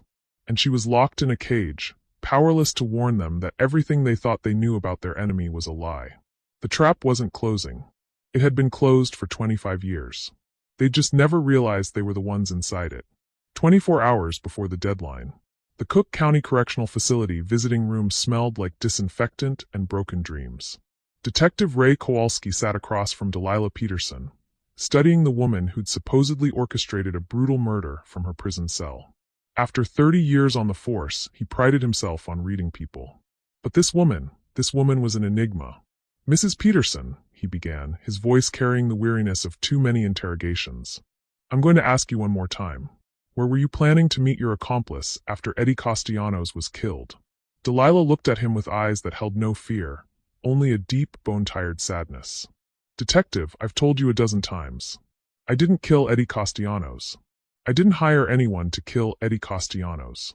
And I don't have any accomplices. But you admit you knew him. I knew him 25 years ago. He hurt children under his care. I protected 3 of those children. That's not a crime. Interfering with a legal guardian is a crime. Financial exploitation of minors is a crime. And now, conspiracy to commit murder is a crime. Show me one piece of evidence, real evidence, that proves I was involved in this man's death. Kowalski spread photos across the metal table. Crime scene shots of Eddie's body, close-ups of the wounds, the warehouse where he was found. Your fingerprints were on the murder weapon. Impossible. Your phone records show calls to a burner cell that was at the crime scene. Also impossible. I haven't made a phone call in 3 weeks. And your bank account, which we know you've been accessing illegally, shows a payment of $50,000 to a known contract killer. Delilah stared at him. Detective, I have $17 in my commissary account. I haven't had access to any other money since I was arrested 15 years ago. Then how do you explain the evidence? I can't. But I can tell you who can. Who's that? The man who's been using Eddie Castellanos' identity for the past decade. The man who really killed Eddie.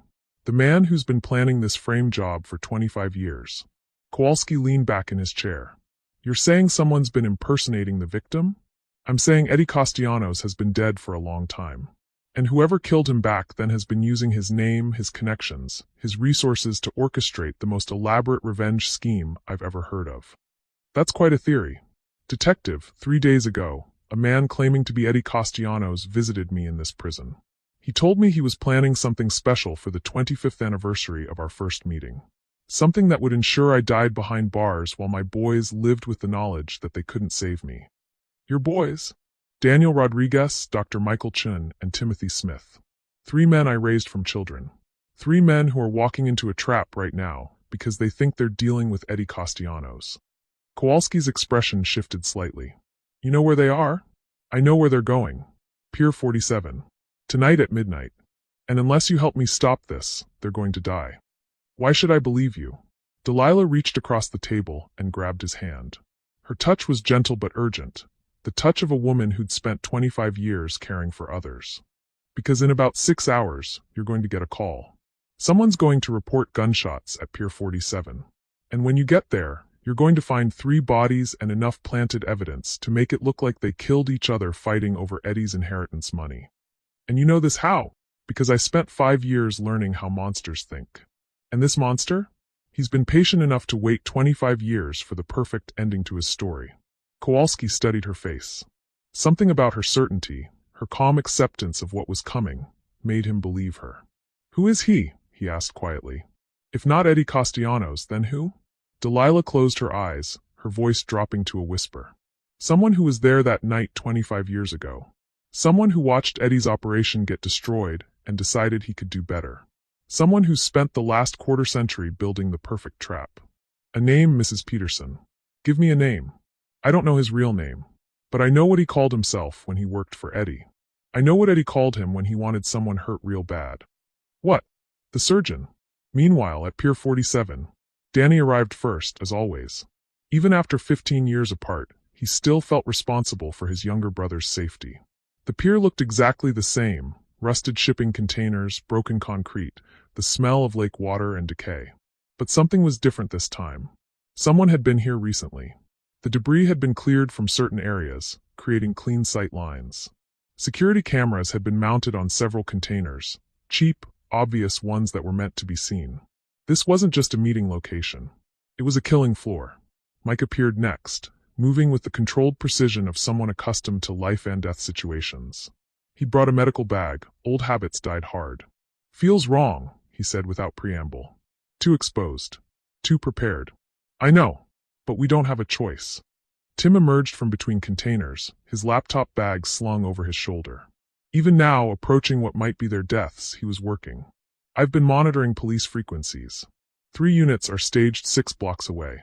They're waiting for something. Waiting for what? For us to die, probably. Then they'll come in and clean up the scene. Danny checked his watch. 11:47 p.m. He's late again. No, said a voice from the darkness. I'm exactly on time. The man who stepped into the light was not what any of them had expected. Tall, thin, with surgeon's hands and pale eyes that seemed to see too much. He wore an expensive suit despite the late hour, and carried himself with the confidence of someone accustomed to being obeyed. But he wasn't Eddie Castellanos. He was someone else entirely. "You're wondering who I am," the man said, his voice cultured, almost gentle. "The man who's been orchestrating your lives for 25 years. The man who killed Eddie Castellanos and took his place." "Why?" Danny asked, though part of him already knew. Because Eddie was wasteful. Sloppy. He hurt children for pleasure when he could have been molding them into something useful. He squandered opportunities, made enemies carelessly, left loose ends everywhere. "So you killed him." "I retired him. Permanently. Then I took over his operation and improved it. Made it more efficient. More profitable. More artistic."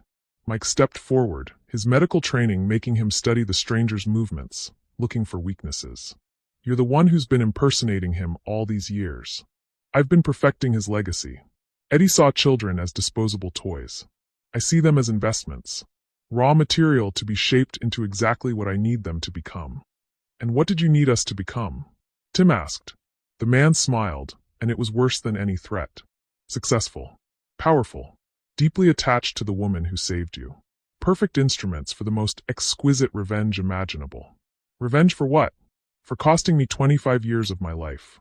For destroying my mentor's operation. For proving that love could triumph over fear."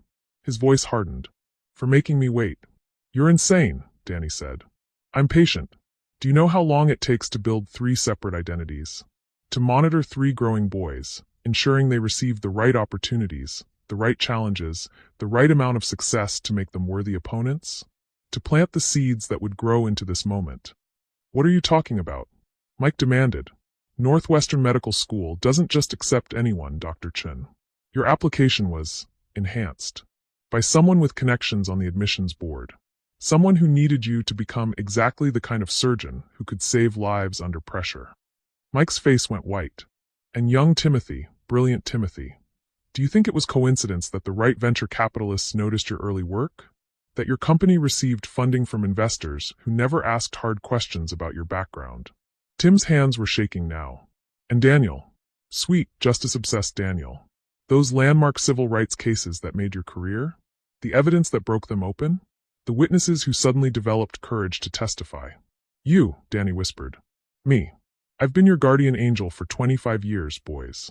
Shaping your paths, ensuring your success, making sure you became exactly powerful enough to make tonight meaningful." "What do you want?" Mike asked. "I want Delilah Peterson to die knowing that her 3 beloved sons chose to abandon her in her darkest hour. I want her to spend her final days believing that everything she sacrificed for was meaningless. That's never going to happen, isn't it? Let me paint you a picture of your choices." The man gestured to the shipping containers around them. "Hidden in these containers are 3 people. Sarah Chun. Yes, young Michael's sister is still alive, though Eddie's associates have had her for 15 years. She's become quite useful, actually. Very skilled at extracting information from reluctant subjects." The brothers exchanged horrified glances. Also present, though not for much longer, is Detective Raymond Kowalski, the man currently investigating your mother's case. He's been asking inconvenient questions. Tonight, he dies in a tragic shootout between 3 desperate fugitives and a corrupt businessman. "And the third?" Danny asked, though he dreaded the answer. "A little girl named Maria Santos. 8 years old. Reminds me very much of young Timothy at that age. Brilliant, trusting, completely innocent. She'll die slowly and painfully unless you make the right choice." "What choice?" "Leave. Walk away. Let Detective Kowalski die. Let little Maria die. Let Sarah Chin die. Save yourselves and abandon your principles, just like your mother abandoned you to that pier 25 years ago." "She didn't abandon us," Tim said fiercely. "She saved us." "Did she? Then why did you spend 15 years hiding from each other? Why did you build new identities instead of fighting for her? Why did you let her rot in prison while you built comfortable lives?" The words hit like physical blows because they contained just enough truth to hurt. "We were children," Mike said. "We did what we had to do to survive. You were cowards. Just like you're going to be cowards tonight." "No," Danny said quietly. "We're not. Think carefully, Daniel. You can walk away right now. All 3 of you. I'll even give you a head start, say, 10 minutes before I call the police and tell them where to find Detective Kowalski's body and the evidence that will finally, conclusively prove your mother's guilt. Or you can try to play hero. Try to save people you don't even know. And die in the process, knowing that your mother will spend her final years believing she raised 3 men who threw their lives away for strangers instead of fighting to clear her name. It was perfect. Either choice destroyed everything Delilah had tried to teach them. Either choice proved that love wasn't stronger than fear after all. There's a third option, Tim said suddenly. Is there? We kill you. Here. Tonight. End this once and for all. The man laughed. With what? You came unarmed to a meeting with a mass murderer. Very trusting of you. We don't need weapons, Mike said, his surgeon's knowledge of human anatomy making him dangerous in ways the stranger hadn't considered. Actually, you do. Because I'm not alone. Lights blazed to life around the pier, illuminating armed figures positioned throughout the container maze. At least a dozen men, all carrying military-grade weapons, all with clear lines of fire. Now you're beginning to understand, the man said. This was never about giving you choices.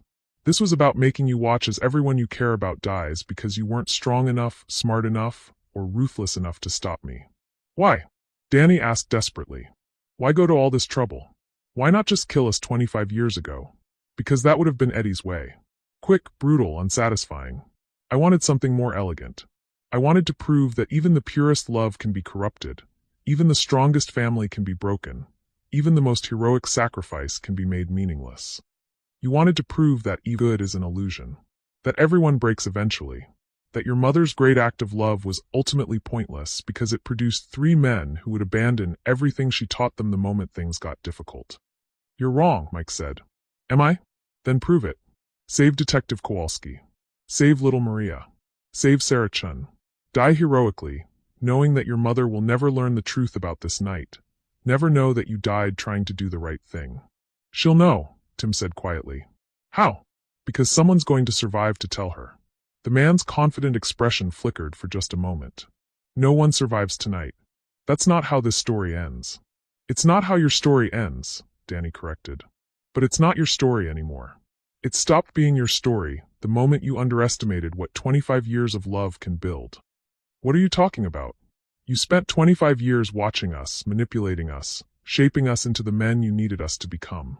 But you forgot something important. Which is, we were watching too. The lights around the pier began to flicker and die, one by one. In the distance, sirens wailed. Not just 3 units, but dozens. Tim, Mike asked. I've been monitoring this operation for weeks, Tim said, pulling out what looked like a smartphone but was actually a sophisticated hacking device. Every camera, every communication system, every piece of electronic equipment you've deployed here. I've had access to all of it. The police frequency monitoring, Danny added. Tim wasn't just listening. He was broadcasting. Every word this man just said was transmitted live to every law enforcement agency in the city. The man's face contorted with rage. Impossible. I control the communication systems here. You control the systems Eddie Castellanos installed, Mike said. But you're not Eddie Castellanos. You don't think like him, you don't plan like him, and you sure as hell don't understand loyalty like him. What does that mean? It means Sarah Chin wasn't your prisoner for 15 years, Danny said. She was your partner. And 3 days ago, she decided she was tired of being afraid.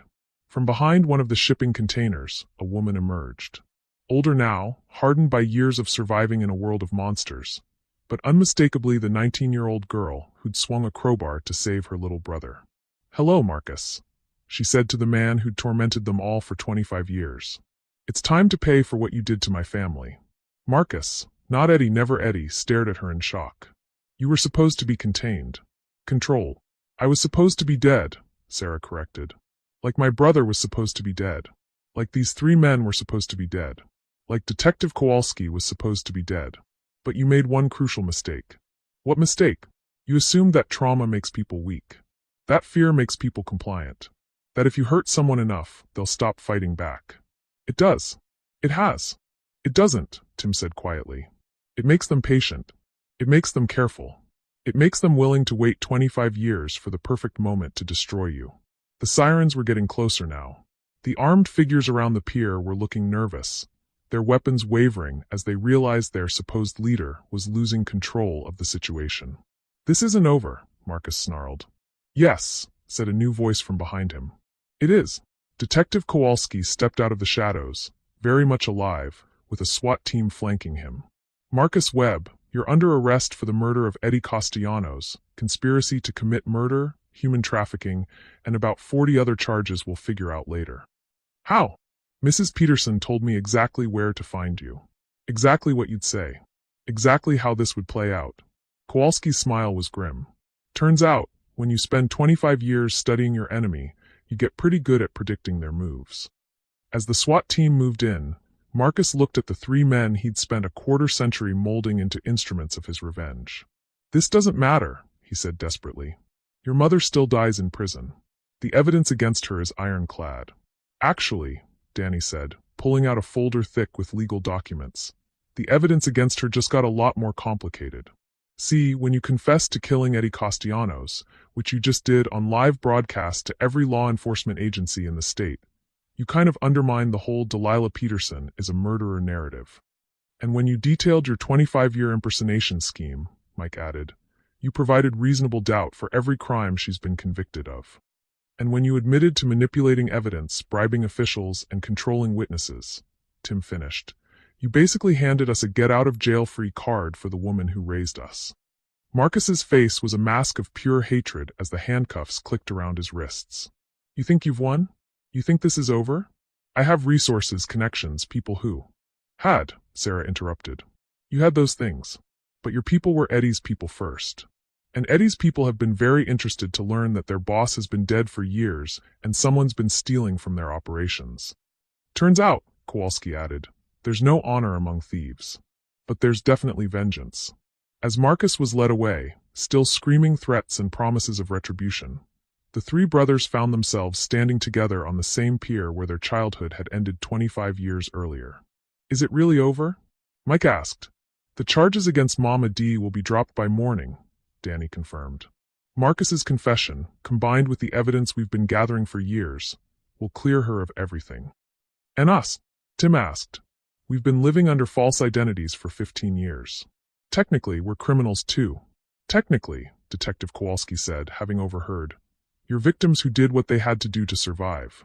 The statute of limitations on identity fraud is 7 years. You're in the clear. So what happens now? Mike asked. Now, Danny said, we go home. All of us. Together. And Sarah?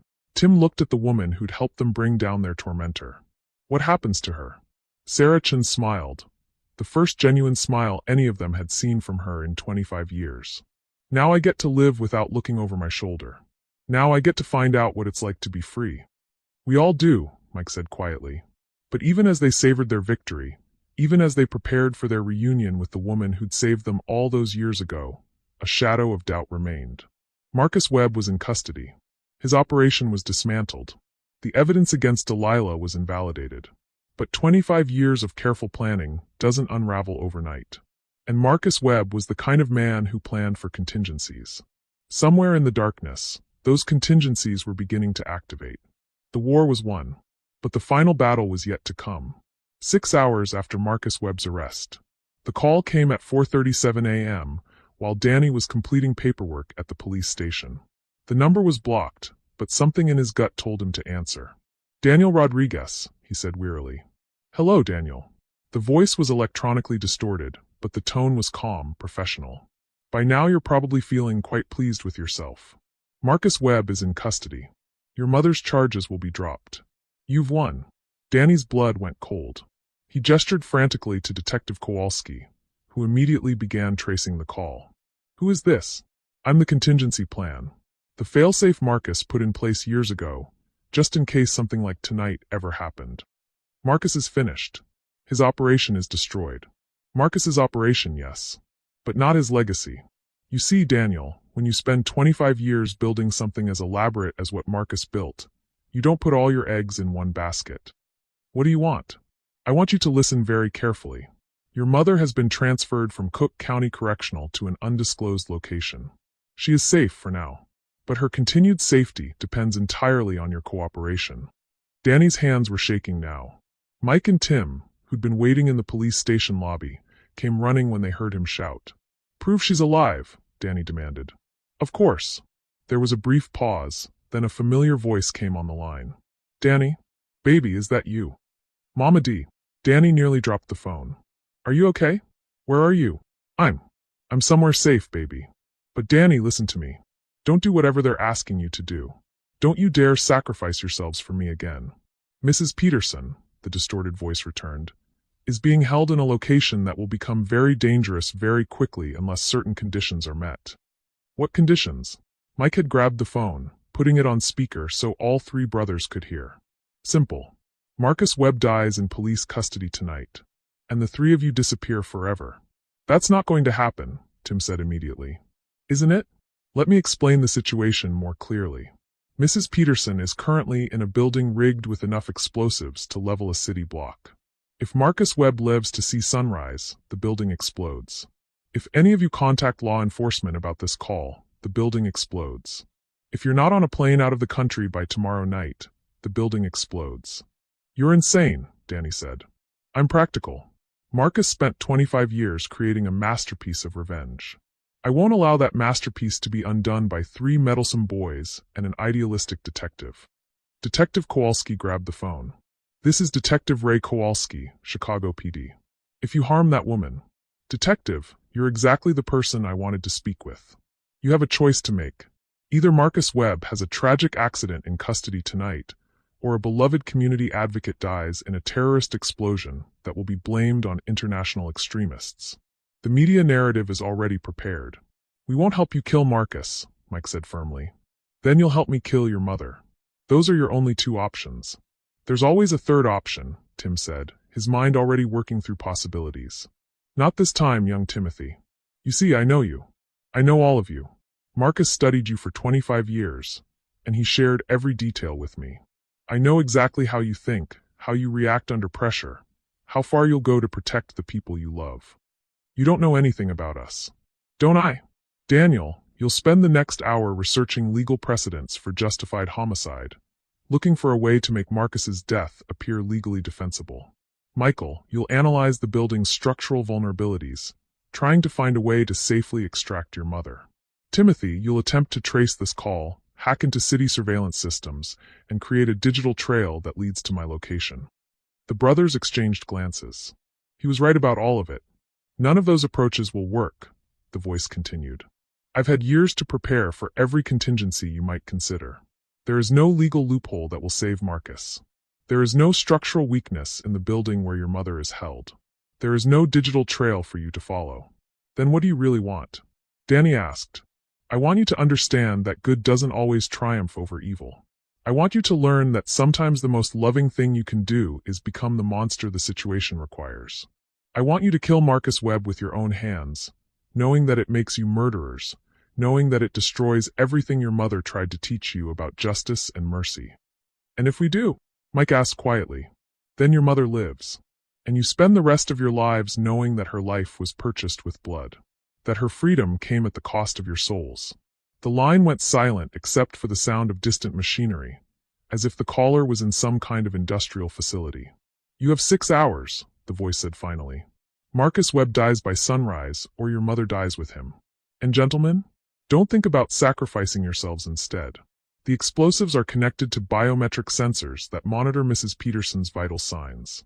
If she experiences the trauma of watching her children die, her heart rate will spike beyond acceptable parameters, and the building explodes anyway. You've thought of everything, Tim said bitterly. I've learned from Marcus's mistakes. He gave you too many choices, too many opportunities to find a third option. I'm giving you exactly 2 paths, become killers or become orphans. The line went dead. The 3 brothers stood in stunned silence, the weight of an impossible choice settling on their shoulders like lead blankets. We can't kill Marcus, Mike said finally. Even to save her. She'd never forgive us. We can't let her die either, Danny added. Not after everything we've been through to get her back. There has to be another way, Tim insisted. There's always another way. Detective Kowalski had been listening to the entire conversation, his face grave. Boys, I've seen a lot of desperate people make a lot of desperate choices. But I've never seen anything like this. What are you saying? I'm saying that sometimes, when you're dealing with a monster, the only way to protect innocent people is to become a little bit monstrous yourself. You're suggesting we actually kill Marcus? Danny stared at him in shock. I'm suggesting that Marcus Webb is a mass murderer who's destroyed hundreds of lives over the past quarter century. If he has an accident in custody, the world becomes a safer place. That's not justice, Mike protested. That's vigilante murder. Is it? Or is it the only way to save an innocent woman's life? It's what he wants, Tim said suddenly. Don't you see? This whole thing. The impossible choice, the moral corruption, the pressure to become killers. It's exactly what Marcus planned from the beginning. What do you mean? He studied us for 25 years. He knows exactly what we'd do in this situation. He knows we'd choose to save Mama D no matter what it cost us. He knows we'd become the very thing she taught us to fight against if it meant keeping her alive. So what's the alternative? Danny asked desperately. Let her die to preserve our moral purity? No, Tim said, his voice gaining strength. We find the third option he says doesn't exist. How? By doing what we've always done. By working together. By remembering what she taught us about thinking like a family instead of thinking like individuals. Mike nodded slowly. She always said that when you're facing an impossible choice, it usually means you're asking the wrong question. What's the right question? Danny asked. Not, how do we save Mama D without killing Marcus? Tim said. But, how do we save everyone without becoming monsters? That includes Marcus? That includes everyone. Even the people who don't deserve it. Even the people who've hurt us. Because that's what she taught us. That love means choosing compassion even when it's hard, especially when it's hard. Detective Kowalski shook his head. Boys, that's admirable in theory, but in practice. In practice, it's exactly what she'd do, Mike interrupted. If Mama D were in our position, she wouldn't choose between saving an innocent life and corrupting her soul. She'd find a way to do both. How? I don't know yet, but I know we can figure it out together. Danny looked at his brothers. These men he'd grown up with, fought alongside, been separated from for 15 years. They'd been through hell together and apart, but they'd never stopped being family. Okay, he said. What do we know about this mysterious caller? Tim pulled out his laptop. He's using military-grade encryption, but he made one mistake. When he played Mama D's voice, there was background noise. Industrial machinery, like he said, but specific machinery. What kind? Printing presses. The kind they use in large-scale document production. Like what? Like a government facility. Or a newspaper. Or, Tim's eyes widened. Or a place that prints official documents. Legal forms, court papers, police reports. You think he's in a courthouse? Mike asked. Not a courthouse. A records facility. Somewhere they store and reproduce legal documents. Danny's lawyer brain kicked into gear. If he's been manipulating evidence for 25 years, he'd need access to official document production. Somewhere he could create fake police reports, false court orders, bogus legal papers. Cook County Records Facility, Detective Kowalski said suddenly. It's the only place in the city with that kind of equipment and that level of access to official systems. That's where Mama D is? More likely, that's where our mystery caller is operating from. But if he's got explosive devices connected to her location, he'd need to be somewhere he could monitor them remotely. Tim, can you hack into the facility's security systems? Mike asked. Already working on it. Tim's fingers flew across his keyboard. Security cameras show multiple vehicles in the parking lot despite the facility being officially closed. And got it. Thermal imaging shows at least 6 people in the building. Can you see Mama D? Negative. But I'm picking up electronic signatures consistent with remote detonation devices. They're definitely coordinating something from there. How many explosives are we talking about? Danny asked. Based on the signal strength and frequency patterns. Danny, if these things go off, we're not just talking about one building. This is enough firepower to level several city blocks. The magnitude of the threat was staggering. This wasn't just about saving Delilah anymore. This was about preventing a terrorist attack that could kill hundreds of innocent people. We need backup, Detective Kowalski said. SWAT team, bomb squad, FBI. No, all 3 brothers said simultaneously. If they detect law enforcement involvement, they'll detonate everything immediately, Mike explained. We have to handle this ourselves. 3 civilians against at least 6 armed terrorists? That's suicide. Not 3 civilians, Danny corrected.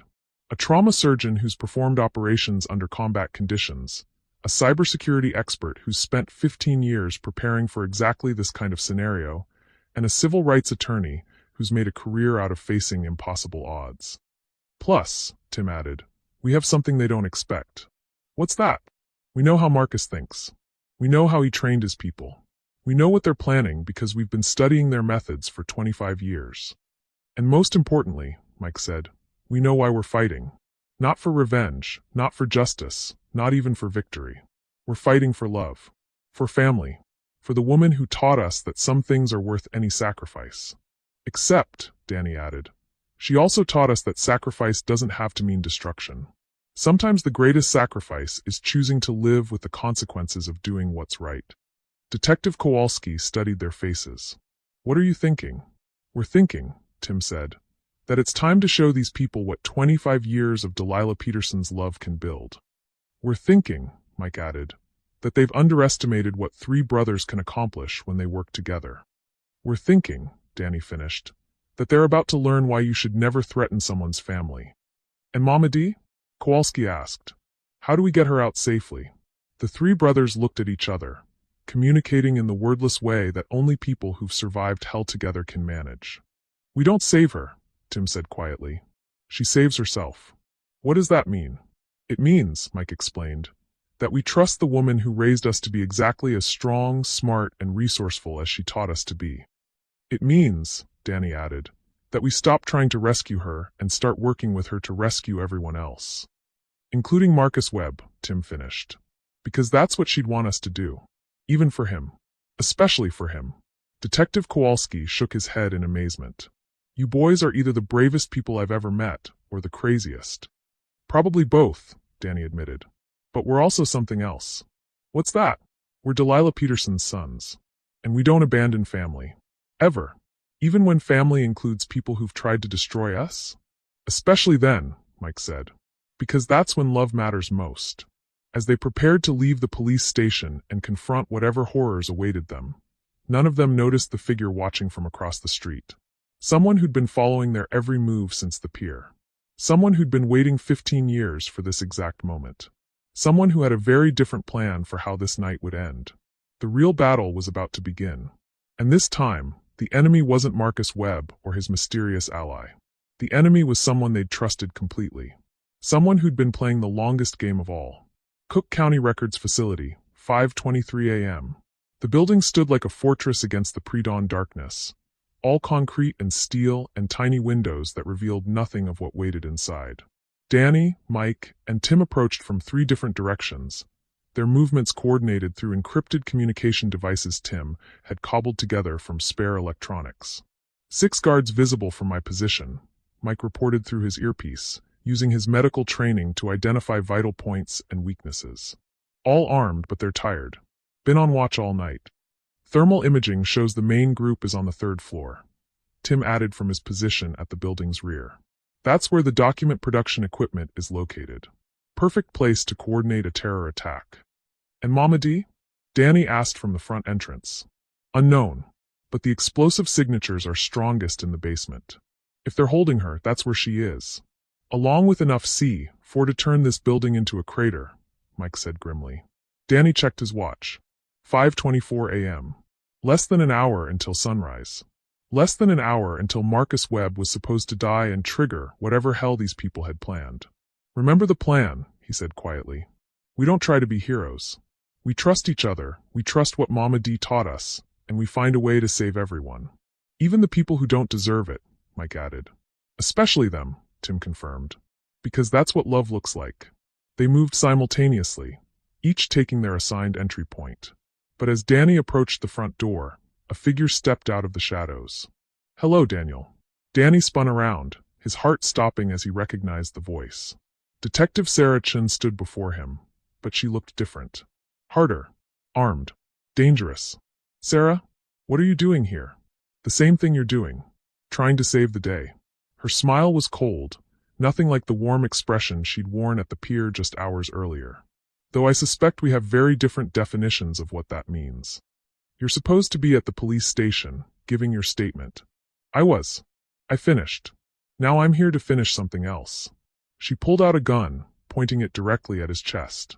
Something I should have finished 25 years ago. Danny's mind raced, trying to understand what was happening. Sarah, what's going on? We're on the same side. Are we? Tell me, Daniel, Do you remember what happened to my little brother? Michael? We saved him that night on the pier. You both got away safely. Sarah's laugh was bitter, broken. Safe? You think we were safe? Do you have any idea what happens to children who cross people like Eddie Castellanos? What happens to families who interfere with their operations? Sarah, my brother didn't make it home that night, Daniel. He died in my arms 3 blocks from the pier, bleeding from internal injuries Eddie's men had given him before we ever arrived. Died whispering your names, asking why the big boys couldn't save him. The words hit Danny like physical blows. But you said he was okay. You helped us. You worked with us to bring down Marcus. I worked with you to get close enough to destroy you. All of you. The 3 boys who promised to protect my baby brother and failed. The woman who convinced you that love was stronger than violence, when clearly it wasn't. Danny felt the world tilting around him. You've been planning this for 25 years? I've been surviving for 25 years. Do you know what I had to do to stay alive after that night? What I had to become? The people I had to work for, the things I had to endure, just to get close enough to the power structure that destroyed my family. Sarah, please. I became Marcus Webb's protege. His student. His most trusted lieutenant. For 15 years, I learned everything he knew about manipulation, about patience, about building the perfect revenge. You're the contingency plan, Danny realized. You're the one who called us. I'm the one who orchestrated everything. Marcus thought he was using me, but I was using him. Every move he made, every plan he developed, every moment of his 25-year campaign against your family. I was there guiding it, shaping it, making sure it would lead to this moment. What moment? The moment when Delilah Peterson watches her 3 precious sons die knowing that their deaths are her fault. That if she'd chosen differently 25 years ago, if she'd taken Eddie's money and turned her back on 3 strange children, none of this would have happened. Danny's earpiece crackled with urgent voices. Mike and Tim had encountered resistance inside the building. They needed backup. You're not going in there, Sarah said, reading his expression. This is where your story ends. Why? What did we ever do to you except try to help? You made me believe in hope. You made my brother believe that good people existed, that someone would come to save him when the monsters came calling. You made us both believe that love could triumph over evil. And when we couldn't save him? When you couldn't save him, I learned the truth. That hope is a lie. That love is weakness. That the only way to survive in this world is to become more ruthless than the people who hurt you. That's not what Mama D would want you to learn. What Delilah Peterson wants is irrelevant. What matters is what she's going to learn tonight. That her precious philosophy of love and sacrifice leads only to death and destruction. Sarah's gun never wavered, but Danny could see something in her eyes. Pain, doubt, the ghost of the 19-year-old girl who'd swung a crowbar to save her brother. Sarah, listen to me. You're right that we failed you 25 years ago. We were just kids ourselves, but that's no excuse. We should have protected Michael better. We should have made sure both of you got home safely. Pretty words. But they don't bring back the dead. No, they don't. But maybe they can prevent more death. Maybe they can help you choose a different path than the one that's brought you here. There is no other path. There's only revenge. Is that what Michael would want? Your little brother, who died whispering our names. Would he want his sister to become a killer? Sarah's composure cracked slightly. Don't you dare use his memory to. To what? To remind you that he loved you? That he trusted you to make good choices even after he was gone? That he'd want you to choose hope over hatred? Hope killed him. No, Danny said quietly. Evil killed him. The same evil you're serving now. The same evil Mama D has spent her whole life fighting. Inside the building, an explosion rocked the structure. Danny's earpiece filled with static, then Tim's voice, urgent and strained. Danny, where are you? They've got Mike. They're going to execute him in front of Mama D unless we surrender. Sarah smiled coldly. Time's up, Daniel. Your family is about to learn what real consequences look like. Let me help them. Please. You want revenge? Take it out on me. But don't punish them for my failures. Oh, but that's the beauty of it.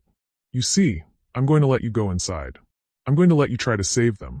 And I'm going to let you fail spectacularly, because I've rigged every possible outcome to end in tragedy. She stepped back, gesturing toward the building with her gun. Go ahead. Run to their rescue. Try to be the hero your mother raised you to be. It won't matter. Every choice you make leads to the same ending. Everyone you love dies, and you live with the knowledge that your failures caused their deaths. Danny stared at her, seeing not the hardened killer she'd become but the frightened girl she'd once been. There's another choice, Sarah. There's always another choice. Not this time. Yes, this time. You can choose to honor your brother's memory by protecting innocent people instead of destroying them. You can choose to become the person he believed you could be instead of the person Marcus Webb taught you to be. It's too late for that. It's never too late. Mama D taught us that. Even at the last moment, even when it seems impossible, you can choose love over hatred. You can choose to save instead of destroy. For a moment, just a moment, something flickered in Sarah's eyes.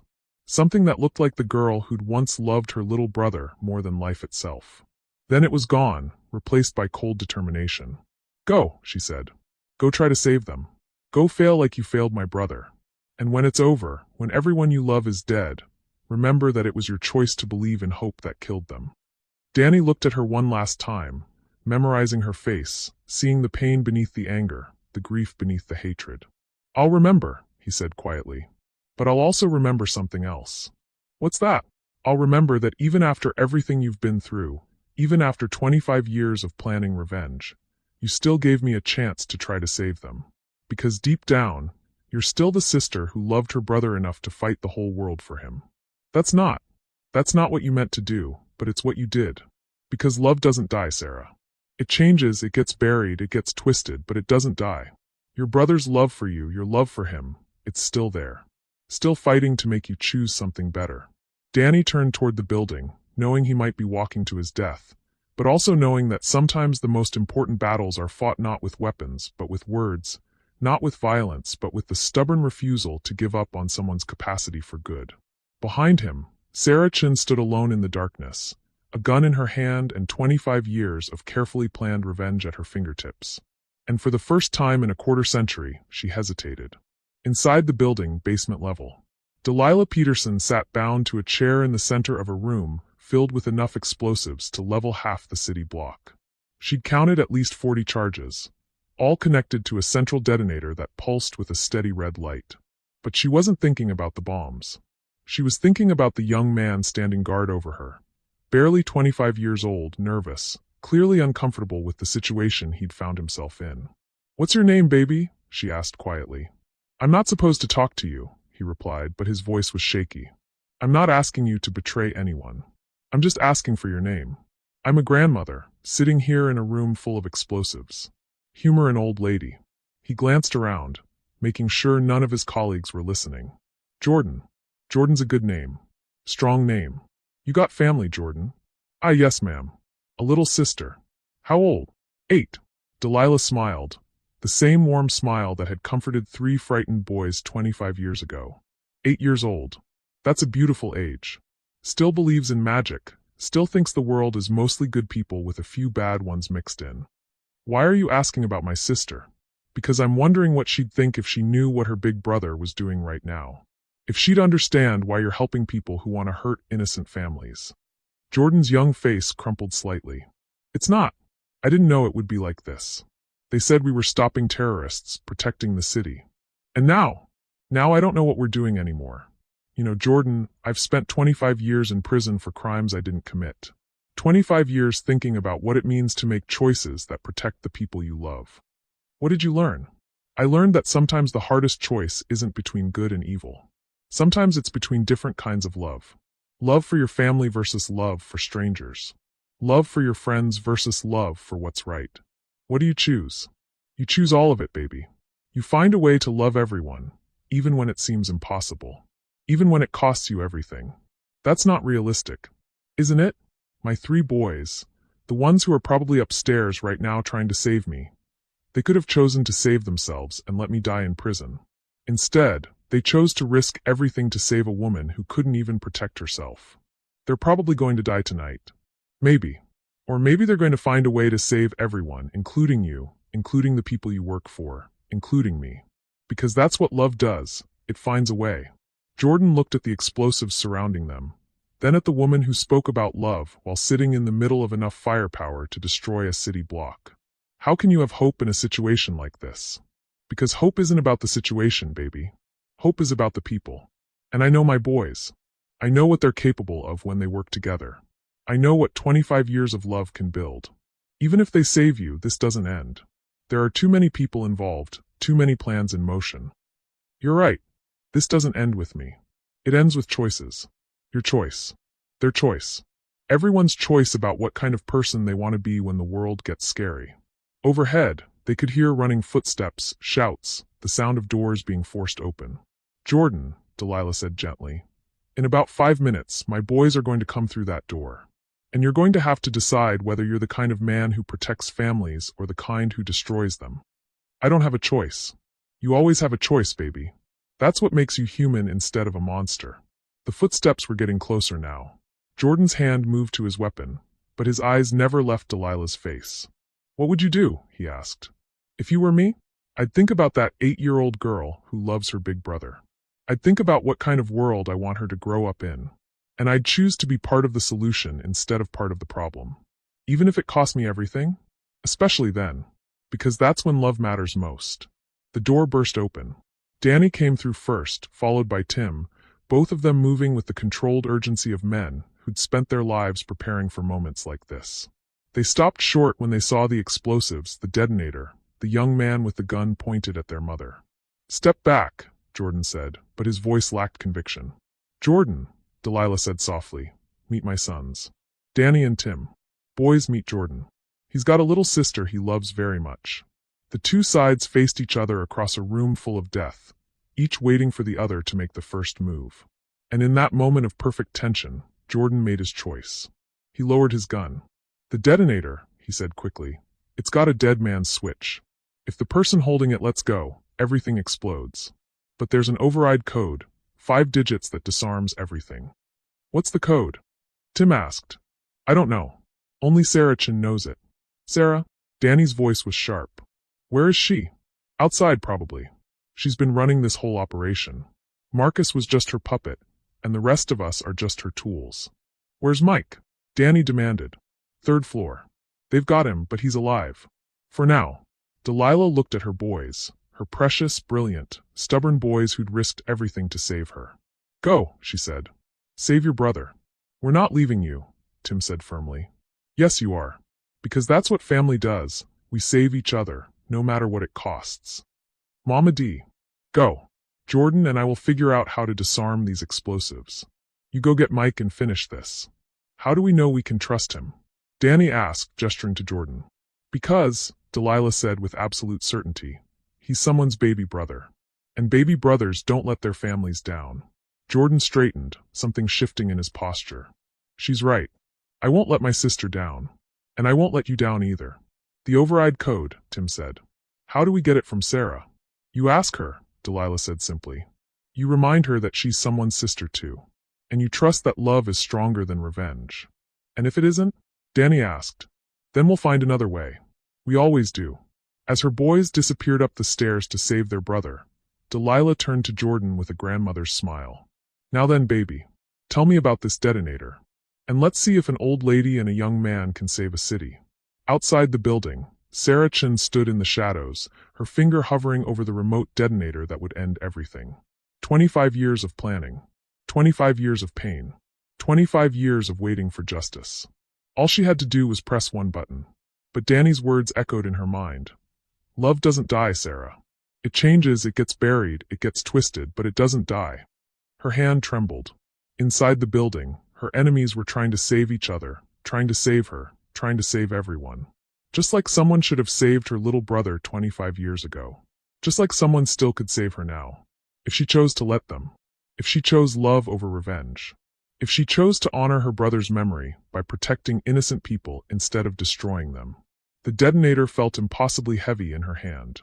The choice felt impossibly hard. But for the first time in 25 years, Sarah Chin allowed herself to hope that maybe, just maybe, there was still time to choose differently. Time to choose love. Time to choose life. Time to choose the person her little brother had believed she could be. 3rd floor, 5:47 a.m. Danny and Tim found Mike bound to a chair in the center of the document production facility, surrounded by Marcus Webb's remaining operatives. But something was wrong with the scene. The guards looked nervous, uncertain, constantly checking their phones and glancing toward the windows. They're waiting for orders, Tim whispered through his earpiece. Orders that aren't coming. Marcus Webb himself sat slumped in a wheelchair, barely conscious from pain medication. But his pale eyes were alert and focused on the brothers who'd destroyed his life's work. You're too late, Marcus said, his voice weak but venomous. Sarah's already triggered the countdown. In 13 minutes, this entire block becomes a crater, and your mother's body will never be found. We'll see about that, Danny said, moving toward Mike. Stop! One of the guards raised his weapon. One more step, and we execute him now. But Mike was looking at something behind the guards, his surgeon's eyes picking up details others missed. Danny, he said quietly, look at their hands. Danny followed his brother's gaze and saw what Mike had noticed. The guard's hands were shaking. Not with nervousness, but with withdrawal symptoms. You haven't been paid in weeks, have you? Tim realized. Sarah's been cutting you loose, one by one, eliminating witnesses to her real plan. The lead guard's facade cracked slightly. She said the money was coming. She said after tonight. After tonight, you'd all be dead, Mike interrupted. She never intended any of you to survive. You're loose ends, just like Marcus. Marcus's eyes widened with understanding. That bitch. She's been planning to eliminate all of us from the beginning. The question is, Danny said, addressing the guards, do you want to die for someone who's already written you off? Or do you want to live to see your families again? The guards exchanged uncertain glances. Their leader, a man in his 40s with tired eyes and calloused hands, lowered his weapon slightly. What are you offering? A chance to do the right thing. Help us stop Sarah, help us save innocent lives, and maybe, just maybe, find a way to redeem yourselves.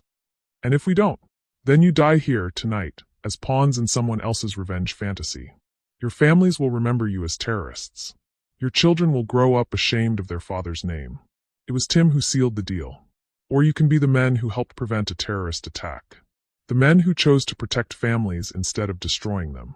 The lead guard looked at his men, saw the doubt in their faces, the longing for a way out of the nightmare they'd found themselves in.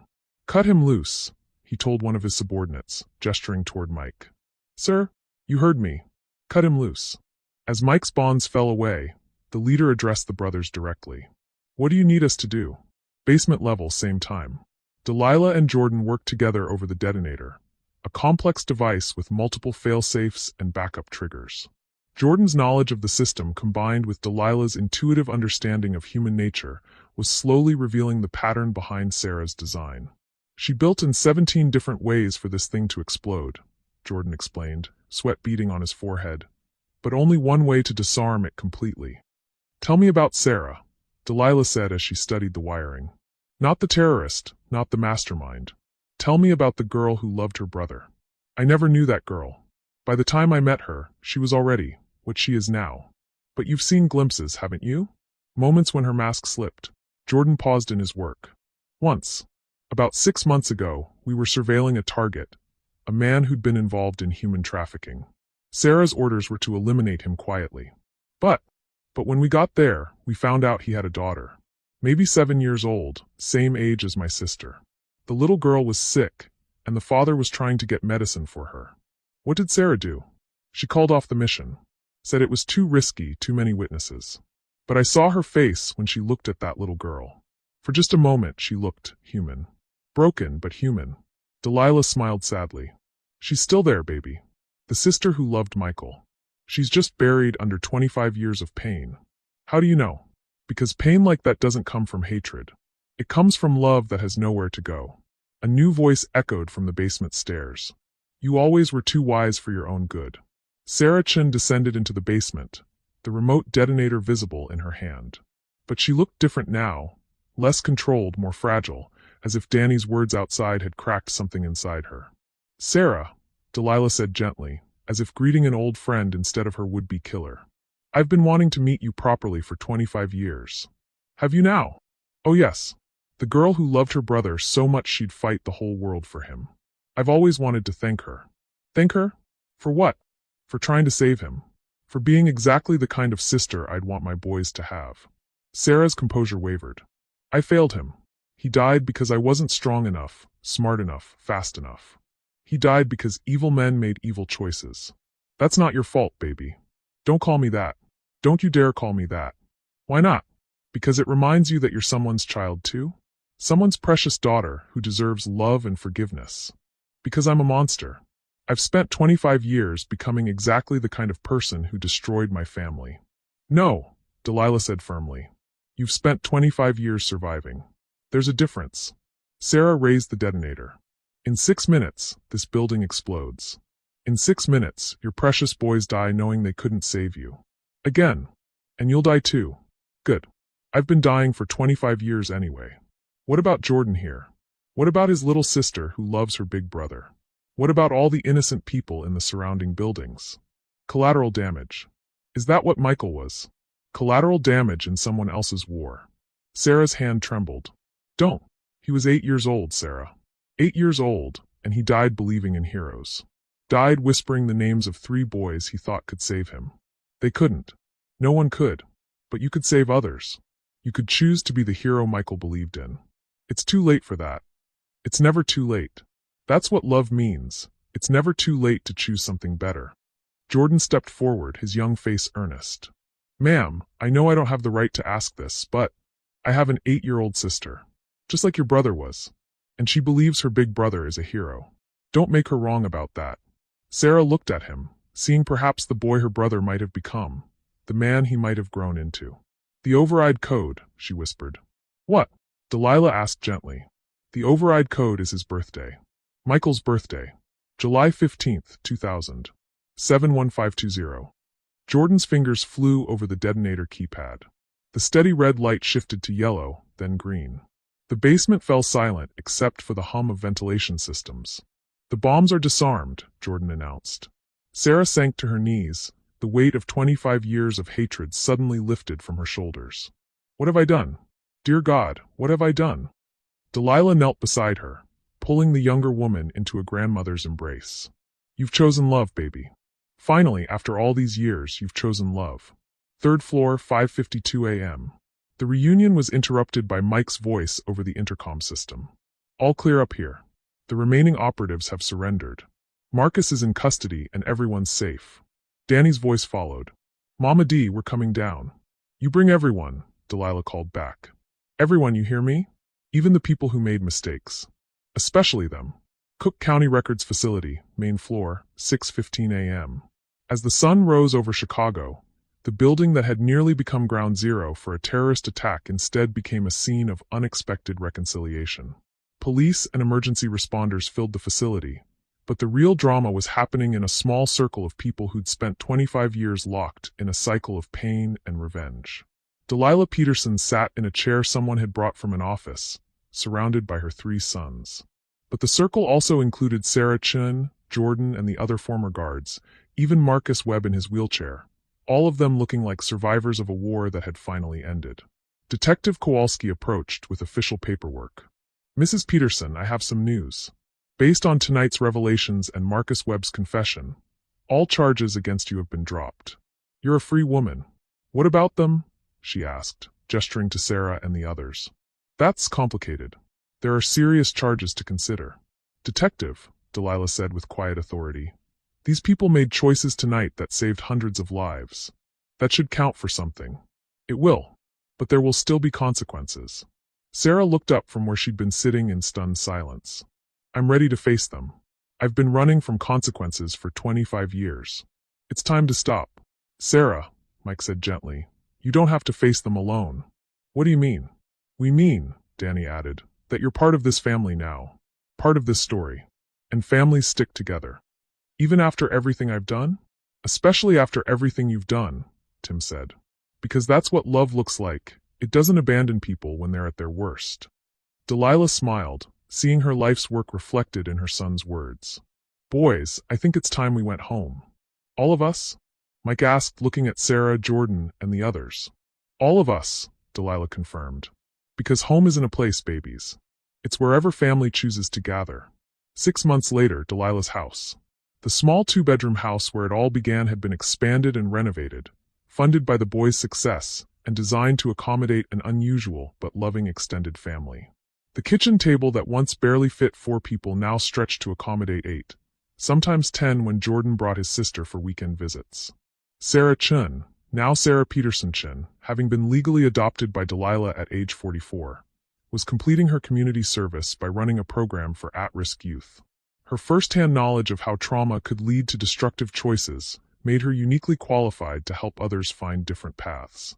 Jordan worked as a counselor in the same program, his experience on both sides of the law giving him credibility with young people who'd lost faith in the system.